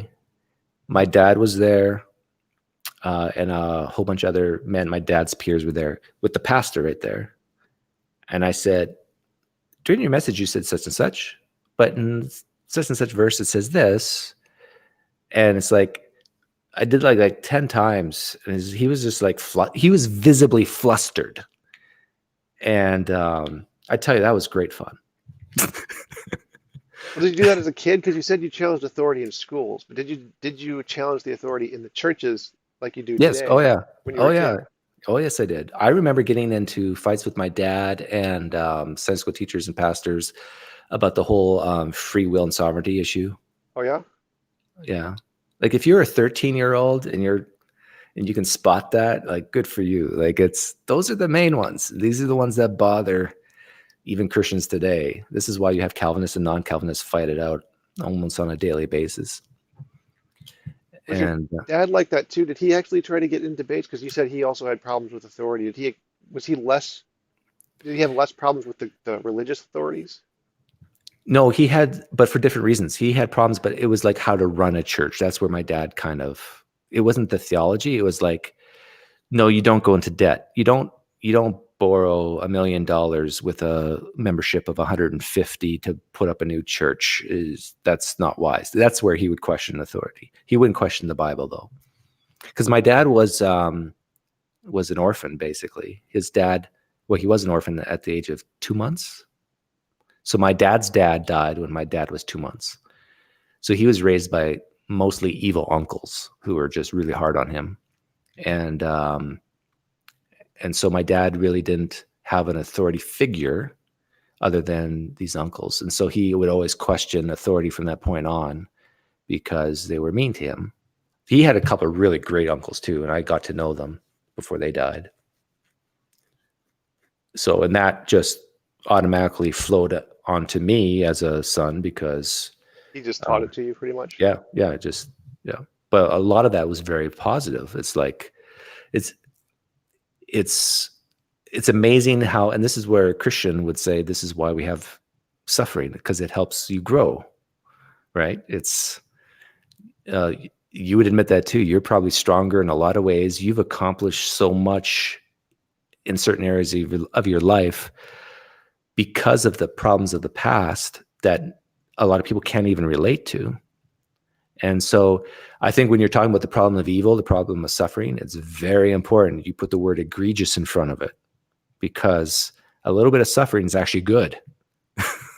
I don't like it because the point of the things you learn from suffering are try to cope with the suffering. So the suffering is actually the problem that you're trying to solve. It's like, you wouldn't actually need to know that if there wasn't the suffering in the first place.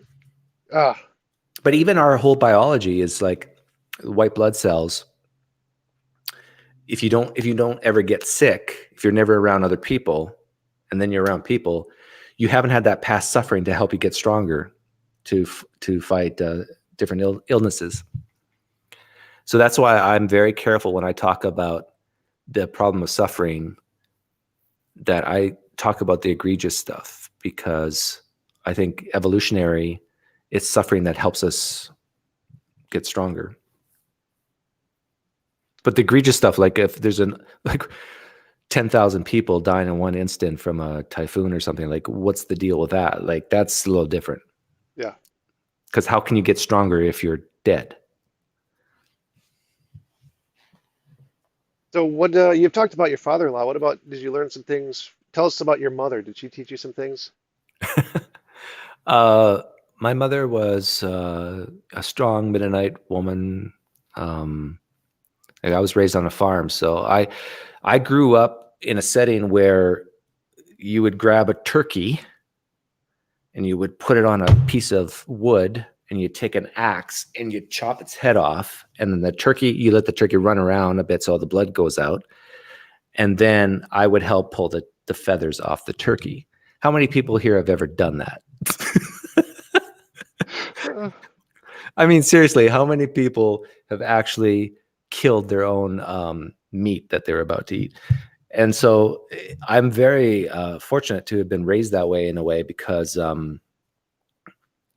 you you you start to understand life, like the circle of life. You understand how to survive in a way.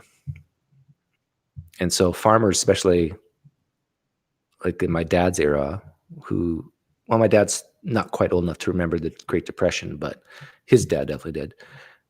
You learn a lot of valuable lessons. So my mom was very much got dirty in the fields, and she would cook suppers for like 40 hired men, or maybe not 40, 20 hired men. Like, my dad had a big farm, and so we hired like 20 people to help us. Um, we had potatoes, we had corn. So, but yeah, I guess my mom taught me how to be tough. Like, my mom wasn't, if I scraped my knee or had troubles at school, like come on, get over it. It's not like, oh, poor sweetie. Not that type of mother. so do you do that with your kids? Go hunting and have them kill and No, I don't. I never myself was a hunter. So instead, I teach my kids how to play poker. valuable life skill right there. It's like, Yeah, hey kids, guess what we're doing when you turn 18 or 21? yeah. If you don't hunt, you should learn poker, because that's basically you're trying to uh, kill people a different way through statistics and through bluffing. And Are you a big poker player? Do you like play online or go to the casinos? well, when it was legal in the U.S., I played a lot of poker online, and it was tremendous fun. See, this is the problem with religion. The reason why there's no online poker in the United States is because of religion. And I would become a Christian tomorrow if they made online poker legal.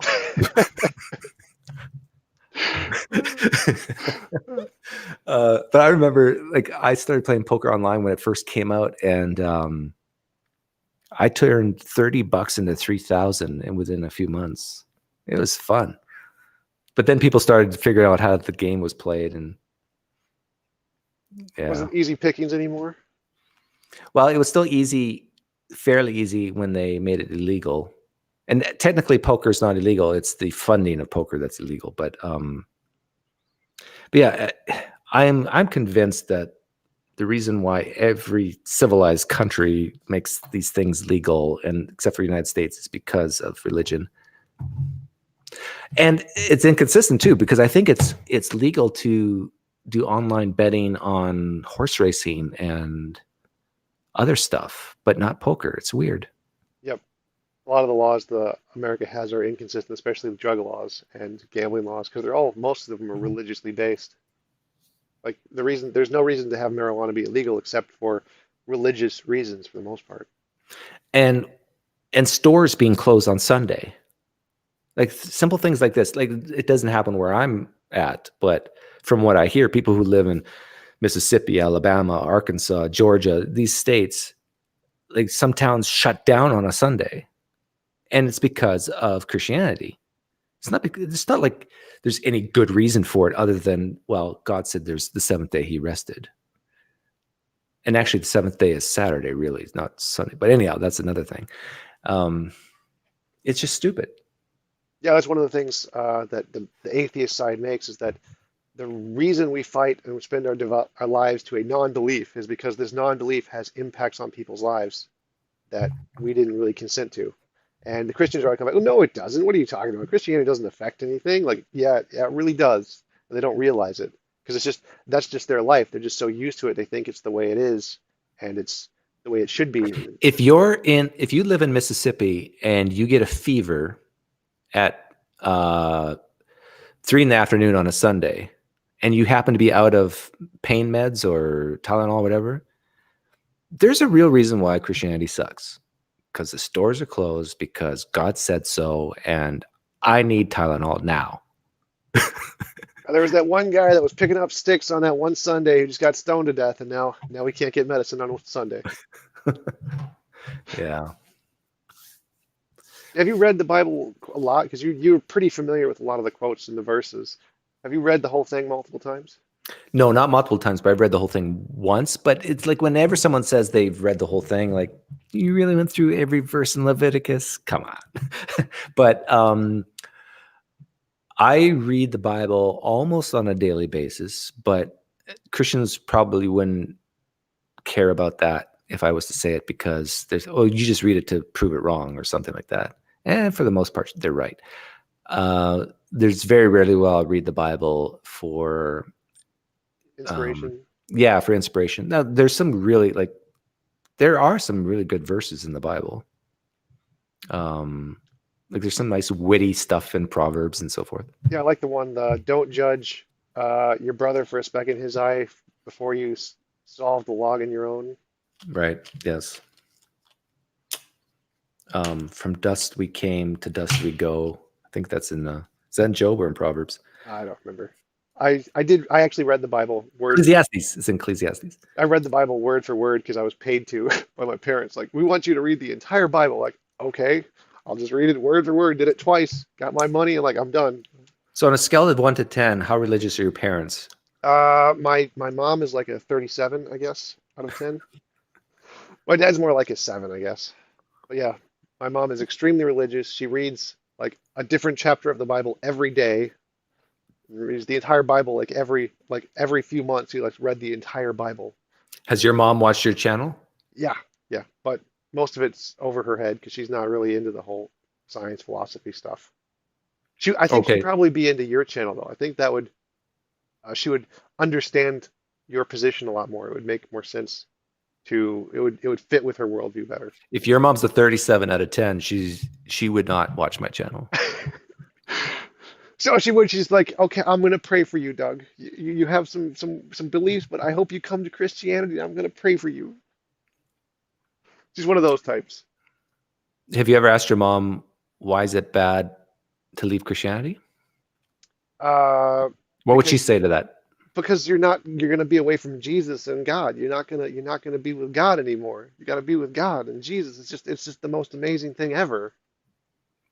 But why? Why is that amazing? Because the Bible says so.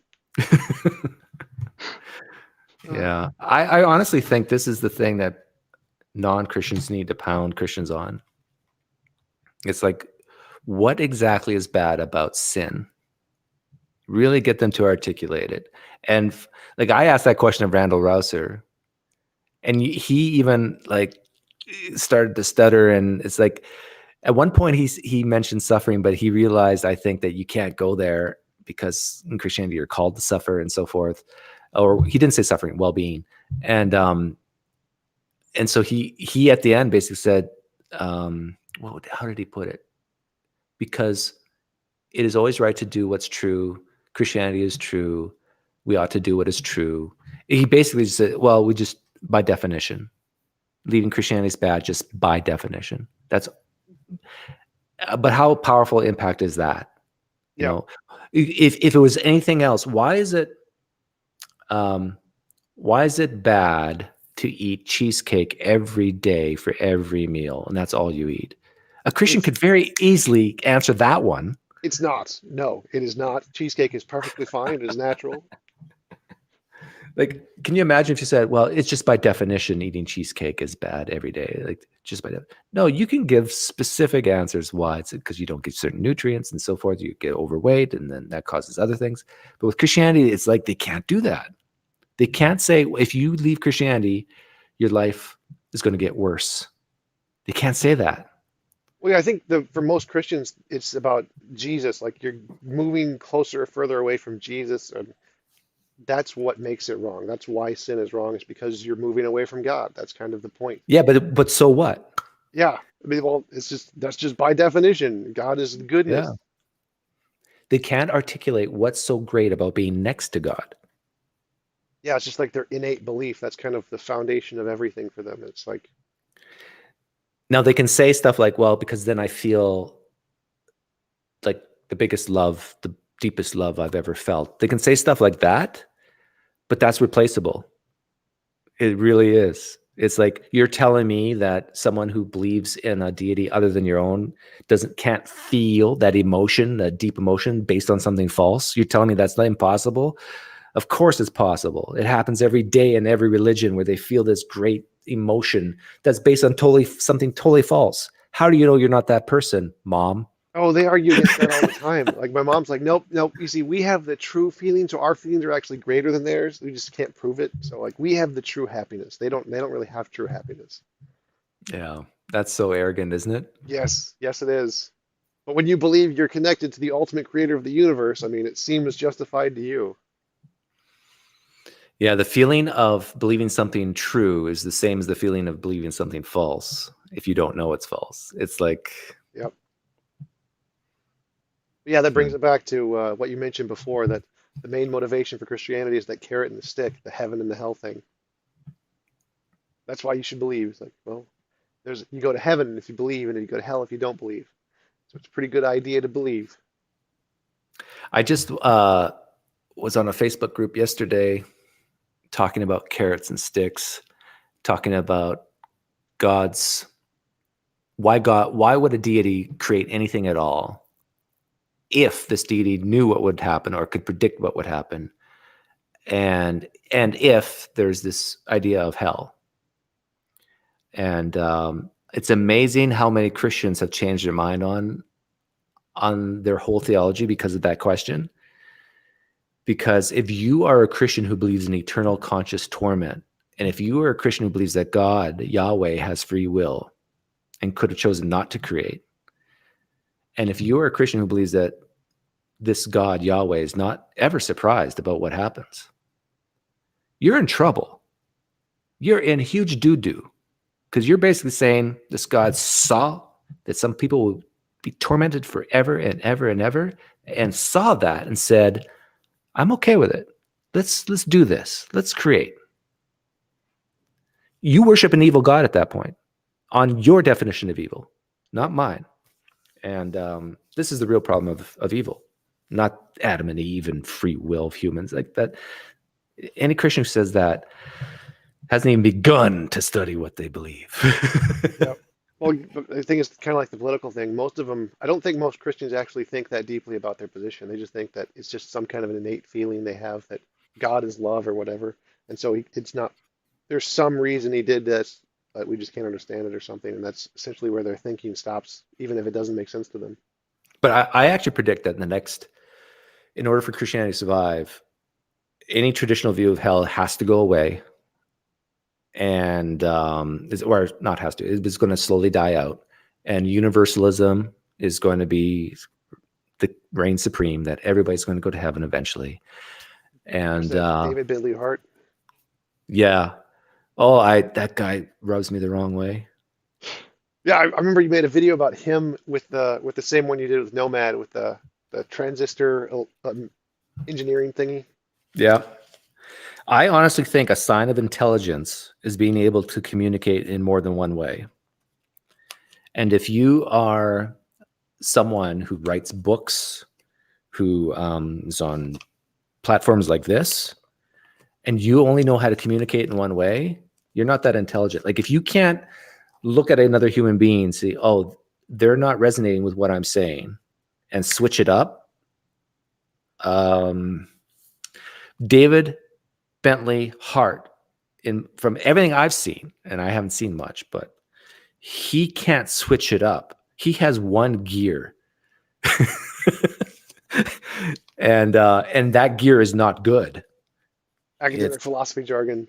Yeah, exactly. Now, maybe I'm wrong. Maybe when you put some beers in him and you're at a pub, he's like a totally different guy. That's probably the case. Yeah, then he converts to a Thomist from Aquinas. Yeah, but I'm sure he's a very intelligent guy, but maybe he just doesn't care, and that he's stubborn. I don't care if people can't understand me or if I'm not resonating with those type of people. I got my fan base, and that's all I need to make a living and buy all the steak I want. And he buys a lot of steak. Too harsh. I don't know. I mean, if I had it, I would too. But I have to exercise. Too much exercise. I like steak though. Are you a foodie? Do you like going out and trying different food all the time? No.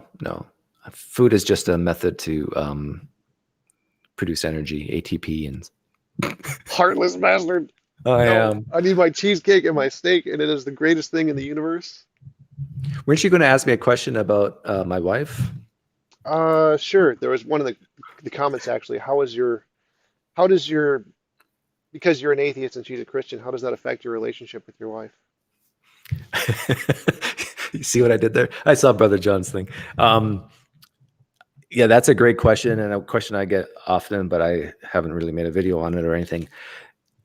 In the beginning, it was very, very difficult. But what's amazing now is my wife and I have an amazing, great relationship, marriage, because she understands why I don't believe. And she understands that I'm not going to leave her, that she's safe and secure. And she understands that I'm not going to purposely hurt her by taking away Christianity or trying to take Christianity away from her. So it's great. And I think if you're in that situation, if you're an atheist and your spouse is a believer, I think that's the way to handle it. I think you just let them know that you love them and that you're not trying to purposely hurt them. And if you're not trying to change them. Yeah, it's a sensitive talk, but I think I'd like to hear her answer, honestly. It'd be really hard to know. Oh yeah, but she would never come on. Like I've asked her actually a couple times to come on to my channel, but she's a no way. Yeah, I mean, because I can't imagine what that would be like. It's hard. Yeah, I definitely is. Like she's still. I think her view of hell has changed because of me, though. Like whenever you have a spouse who leaves Christianity and you are a traditional view of hell, you're going to start looking at David Bentley Hart and say, "Oh, maybe he's right." Like you want to believe Bentley Hart's right if you have a spouse who leaves Christianity.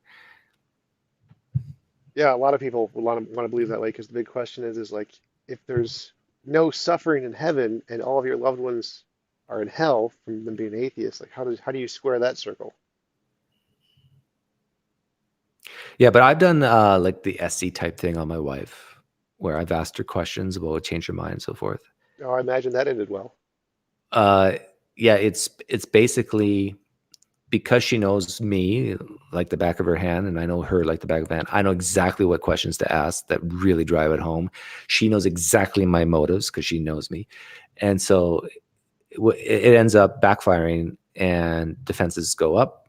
I can be as warm and kind as I can, but asking a question that gets to the root, defenses come up. So I've learned I don't bring up religion or Christianity at all unless she does first. And even then I'll just, like when she goes to church, comes home, how was church? Great. That's it. It's as far deep as it goes. You don't go with her? You don't still go to church? Oh, no. What's interesting is when I first left Christianity, I was still asked to come to church once in a while by her and others. But for the most part, people have left me alone. And what's interesting is not only that, but I think now given my YouTube channel and stuff. I think my wife prefers I don't go to church. She does not want me talking to people in the foyer after church and asking questions. Her friends. Yeah, like, Uh, yeah, it's because she knows that certain questions for certain people are highly effective. She doesn't, I think, want me to be effective in her church. do you guys have like dinner parties? How are like going to Christmas with family in the next month? How's that going to go? Oh, yeah, that's always interesting. When it was not clear to me whether my whole family knew I was an atheist or not, like, would they ask me to pray before a meal? Like, well, how am I going to handle that? Things like that would cause me a little pain and suffering. But now I think if I was to be asked to pray, I'd probably just use it to have fun. Like, okay, let's close our hands. I mean, close our eyes and have our hands together. And I just feel the Lord telling me today that we are all blessed here in the sight of the Lord. I don't know, do something like that. Oh, your kids would just love that. That would be hilarious. Yeah. Uh, But I think the hardest thing for my wife and extended family is the fact that my kids are not Christian. So, oh, really? yeah. Did your wife not want to like raise them Christian or bring them up as Oh no, Christian schools? oh yeah, no, she definitely does. But um, we left it up to them, and they didn't choose to go to church. They didn't choose. My kids actually have gone to church in the past and didn't like it. I imagine that's true of most kids. I don't think anyone Yeah. likes it. So, and it's actually the school that my daughter's sort of going to right now, 2 days a week, is a Christian school. It's, but it's mainline, not evangelical, so they're not quite as bad. But, Not quite as bad. but yeah, they still pray in front of class. So I asked my daughter, "What are you going to do if they ask you to pray before class?" And She's like, I got an answer to this. I'm going to show them my father's YouTube channel. My daughter didn't know, and she didn't know what she would do, and so I talked to my wife about it, and apparently my wife has spread the word amongst that whole school that my daughter is not a Christian, and not to do that, Oh, not to ask her to pray. oh, Yeah, so I'm not sure. They've been really nice to my daughter, and so I'm wondering, is it because they're trying to witness to her? But since they're mainline, I think they're what are they? Lutherans? No. Presbyterian? No. Anglicans. I think they're Anglicans mostly, and so I don't think they're too evangelical, but they probably still are a little bit. So, yeah, if you want to be treated well by Christians, let them know you're a non-Christian, and then just hang out with them. and make them laugh. Yeah, make them laugh. Yeah, and then they're trying to get you to Jesus, and so. Yep. That's been my strategy because most of my friends on Facebook and around here are Christian. Hang out with the Christian groups. Do you go to Yeah. any group things like that? Do you have any atheist groups you go to or Nope. no? I have zero real community. Is that something you regret? Would you like more of it? You would think so, but I'm actually quite happy. I that sounds horrible, but like I have a group of friends whom most of you've met. Like I got an inner group of 4 or 5 people Camp. that, yeah, I don't want to list them all, but in case I miss one. But I have a group of 4 or 5 friends that I meet online semi regularly, and then I have my YouTube channel. I have people, fans, subscribers, whatever you want to call them. And then I have my family, my immediate family, my wife and kids. And then I have the teller at the bank who I make laugh, and the cashier at the grocery store. Like I might be, something might be wrong with me, but I don't I can actually survive quite well with minimal human interaction. Do you and your wife go do a lot of fun stuff? No, Dates? No? no. See, that's the problem. Because my wife, she basically can't watch R-rated movies, and I can't watch anything that's not R-rated. What? Well, except for like I do like a lot of Disney films because of my kids. Oh Like I went man, to, Disney films are the best. Kung Fu Panda is the greatest movie ever. oh yeah, like one of my favorite movies, not just animation, but movies of all time. It's like Cars 1. Yeah. Like I thought it was really well done. And I went to see Maleficent with my daughter the other day. I like that because I'm an Angelina Jolie fan. Who isn't, right? Yeah, I've had a crush on her for many years now. But yeah, my if like what some of my favorite movies are from Tarantino, like Kill Bills. yeah, Kill Bill 1 and 2, Inglourious Bastards, Pulp Fiction. Yeah, there's no way a sweet Christian lady is gonna watch those. Um, like I liked Saving Private Ryan, Schindler's List, and even though those are, um, yeah, they're a different type of movie. They're still R-rated and very, very gruesome. Gory. Yeah. Yeah, yeah. My wife can't watch those. I like a lot of thrillers, horrors type, because like the whole idea of spirits and ghosts and goblins doesn't disturb me in one bit. But I like to go to those movies to see if they can actually get me scared and get, pull emotion out of the robot Doug. And yeah, but you know, what kind of movies does my wife like? Does she like the Disney movies with the kids? Yeah, but she'd rather read than see movies. Oh yeah? Yeah, What does she she read? read. Um, oh, uh, Hallmark stuff. And that's what she tells you she reads, but she's really reading those chick flick novels with the guys with the long hair and the big They're mouth. all whatever she reads, it's all Christian. I guarantee you that. Oh yeah? Well, I'd say most Christian. Yeah, yeah, that's yeah. I I don't think she has changed that much because I'm an atheist now on what she reads, what she watches. So you were like this before you converted to atheism? You also were still into gory movies back then, and she wasn't? Mm, actually, no. I think I've transitioned over time. Like, I don't think as a 22-year-old I would have watched. Well, if Pulp Fiction was out back then, I don't think I would have chosen to watch that movie. So I think once once you leave Christianity and you know that the devil's not going to get a stronghold in your life from watching an R-rated movie, it's like once that collapses, it's like, oh, this you can actually enjoy the arts. It's like it's not this. I saw something funny the other day. Have you ever heard of Enneagram? It sounds familiar. Like, It's a personality test that Christians are in a kerfuffle about right now.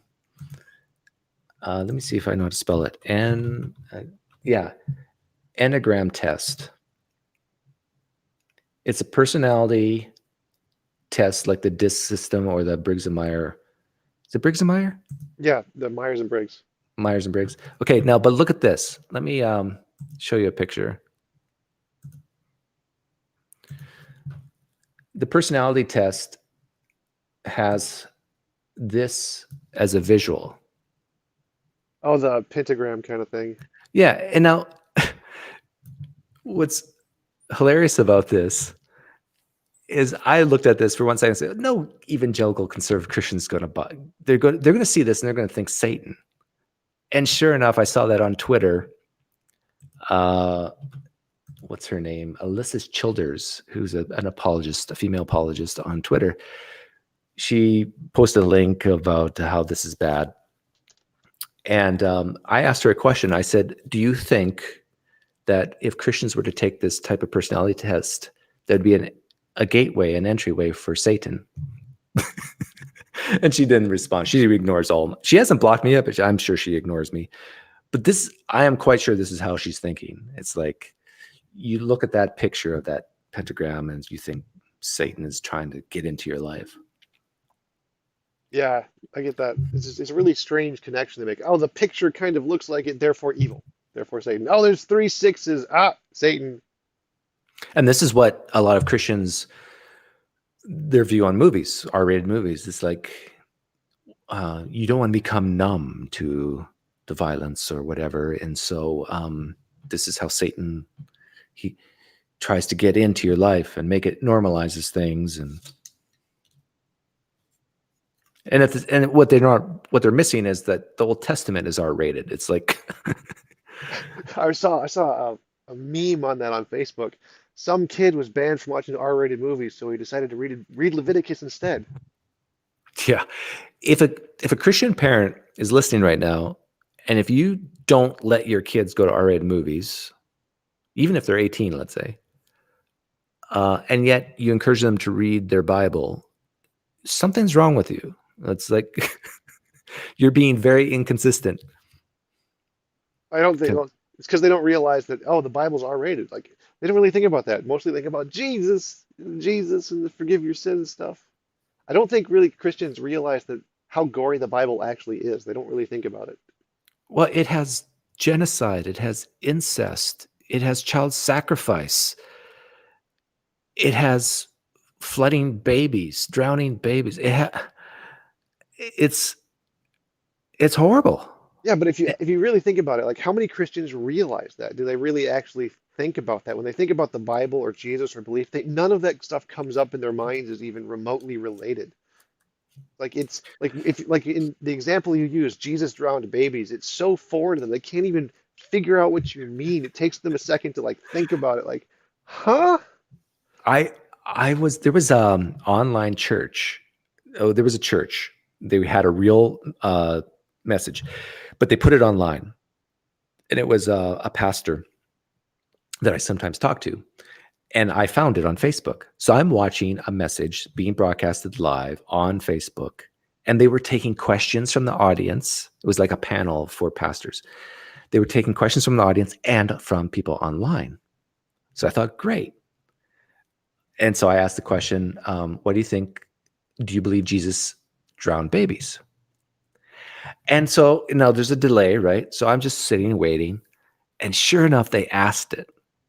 And when the guy read it, he was like, you could see in his face, he was puzzled. He was like, what is he talking about? Exactly what you're saying.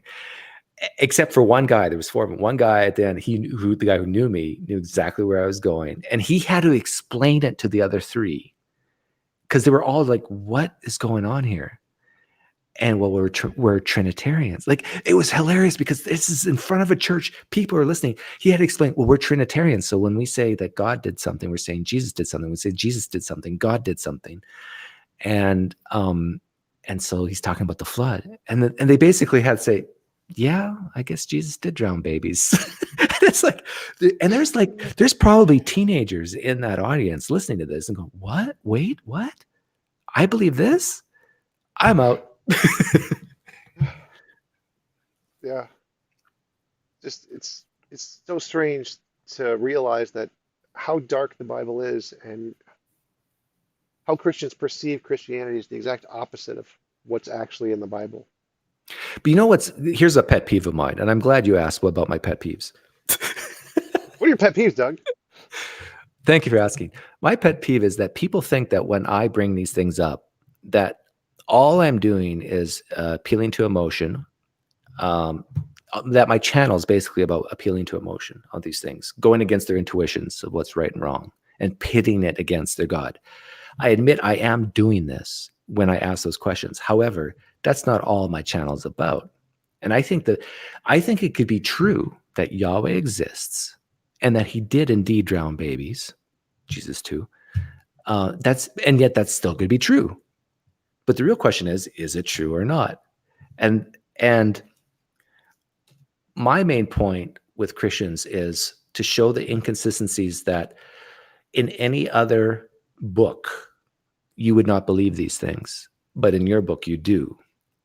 And to show that just because an eyewitness says something doesn't make it true. And that the evidence that we do have for Christianity could be explained if Jesus never rose from the dead. And it's these types of things that I don't think Christians really want to come to terms with, because these are the big issues of believing a man walked on water, rose from the dead, based on 2,000-year-old texts doesn't cut it. And for most people in the world, they see that, except for Christians. And that's another point that they have to deal with. Why can't non-Christians see this great evidence? It's so clear to me. Why can't they get it? Yep. And this should bother them, because the only answer they really have is because of the scales on their eyes, that they haven't been regenerated by the Holy Spirit, that they're just stubborn, that they want to sin, or stuff like that. They have multiple answers.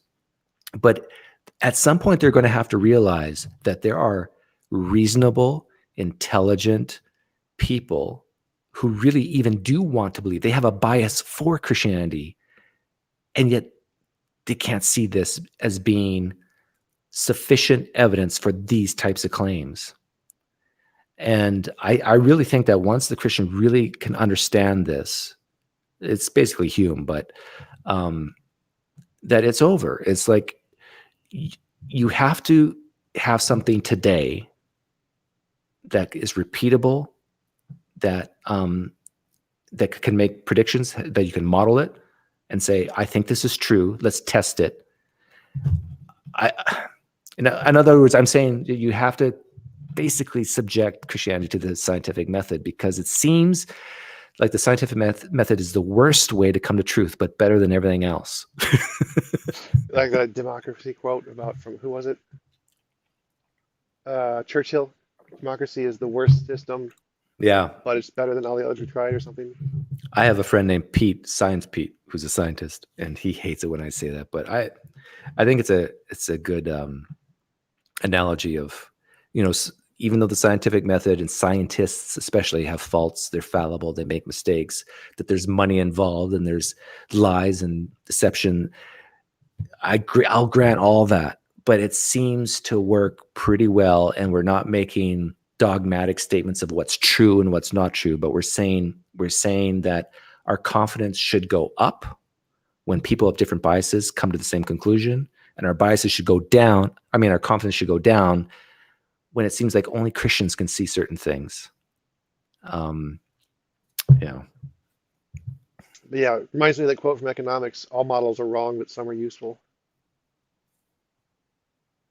But it's that sense of certainty, the sense of, I have a firm foundation that I can rest on. And if I can't know what's absolutely ultimately true, then why even live? It's like some people are almost like that. They become nihilists, I guess. Am I a nihilist? Actually, can you ask me questions to figure out if I'm a nihilist or not? What do you value? Do your children have meaning to you? Definitely. Your family? Then no, you're not a nihilist. Okay, we're done.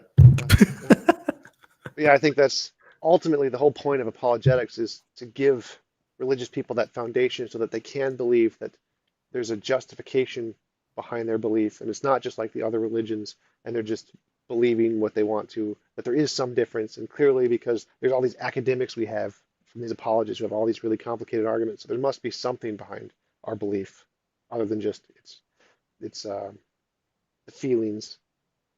Like you brought up earlier, once the Christians realize that there are these contradictions in the Bible and they're just believing the same thing, or what they believe is different, they wouldn't believe it if it applied to anything else, and they don't realize they're holding it to a different standard.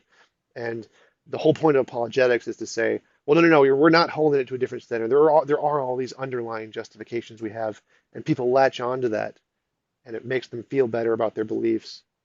And I think that's kind of the big driving force in preventing Christianity from being thrown away like it should.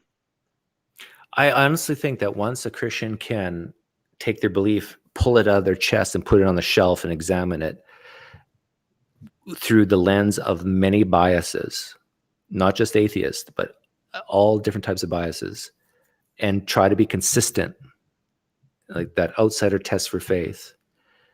If a certain book said a certain person saw this, would you believe it?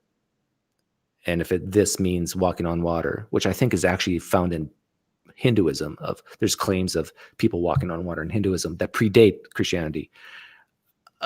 If your confidence would be very low on that claim, why isn't it low for Jesus? And you just pick it apart claim by claim by claim.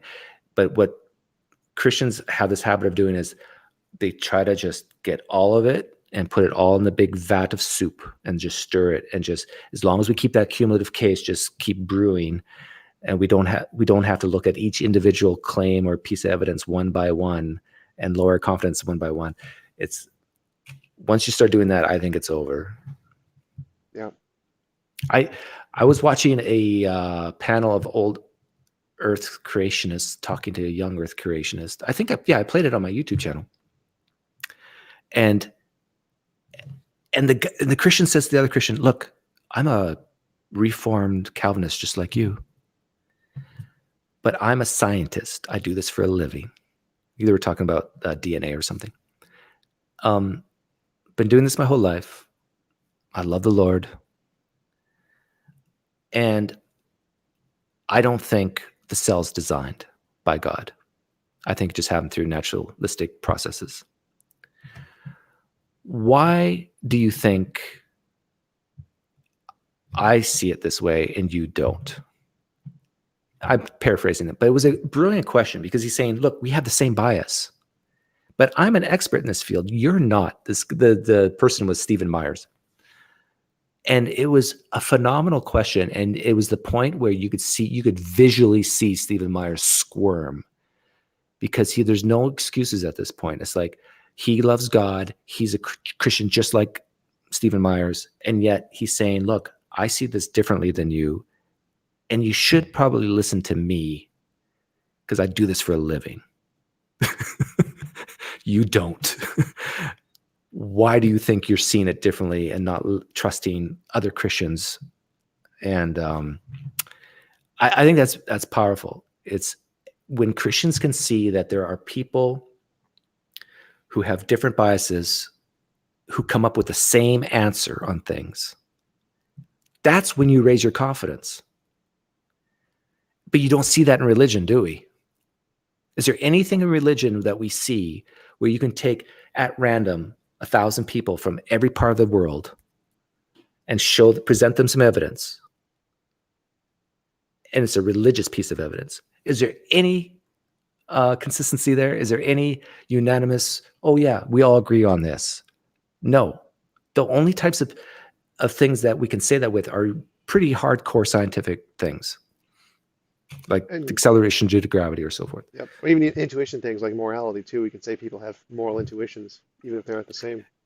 Yeah. In general, we converge to certain things. Like, there's very few cultures that will stomp every baby's head in when it's born. Like, that's, I think we can say that's also almost an ultimate truth. Almost. Maybe firstborn we could say, but if every born, no, because then our species would die out, right? So I'm gonna tag your son in on this one. well, he's actually not my firstborn son though. Well, I'm getting hungry. I'm gonna get some food. It was really great talking with you. I really appreciate you taking the time to have an interview with me. I hope you enjoyed it as well.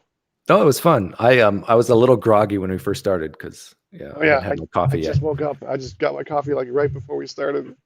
You just woke up. You're 2 hours behind me, like, or ahead of me. Yeah, I am staying up late going to parties. I have a rave tonight that's going to go from 10 to 6 in the morning. So how are you going to find Jesus at a rave? Hey! Christian girls go to raves too. Yeah, but those are carnal Christians. Hey, that's okay. Missionary dating is a thing. Would you date a Christian? Absolutely, all the time, as long as they're cute enough. Definitely, no problems.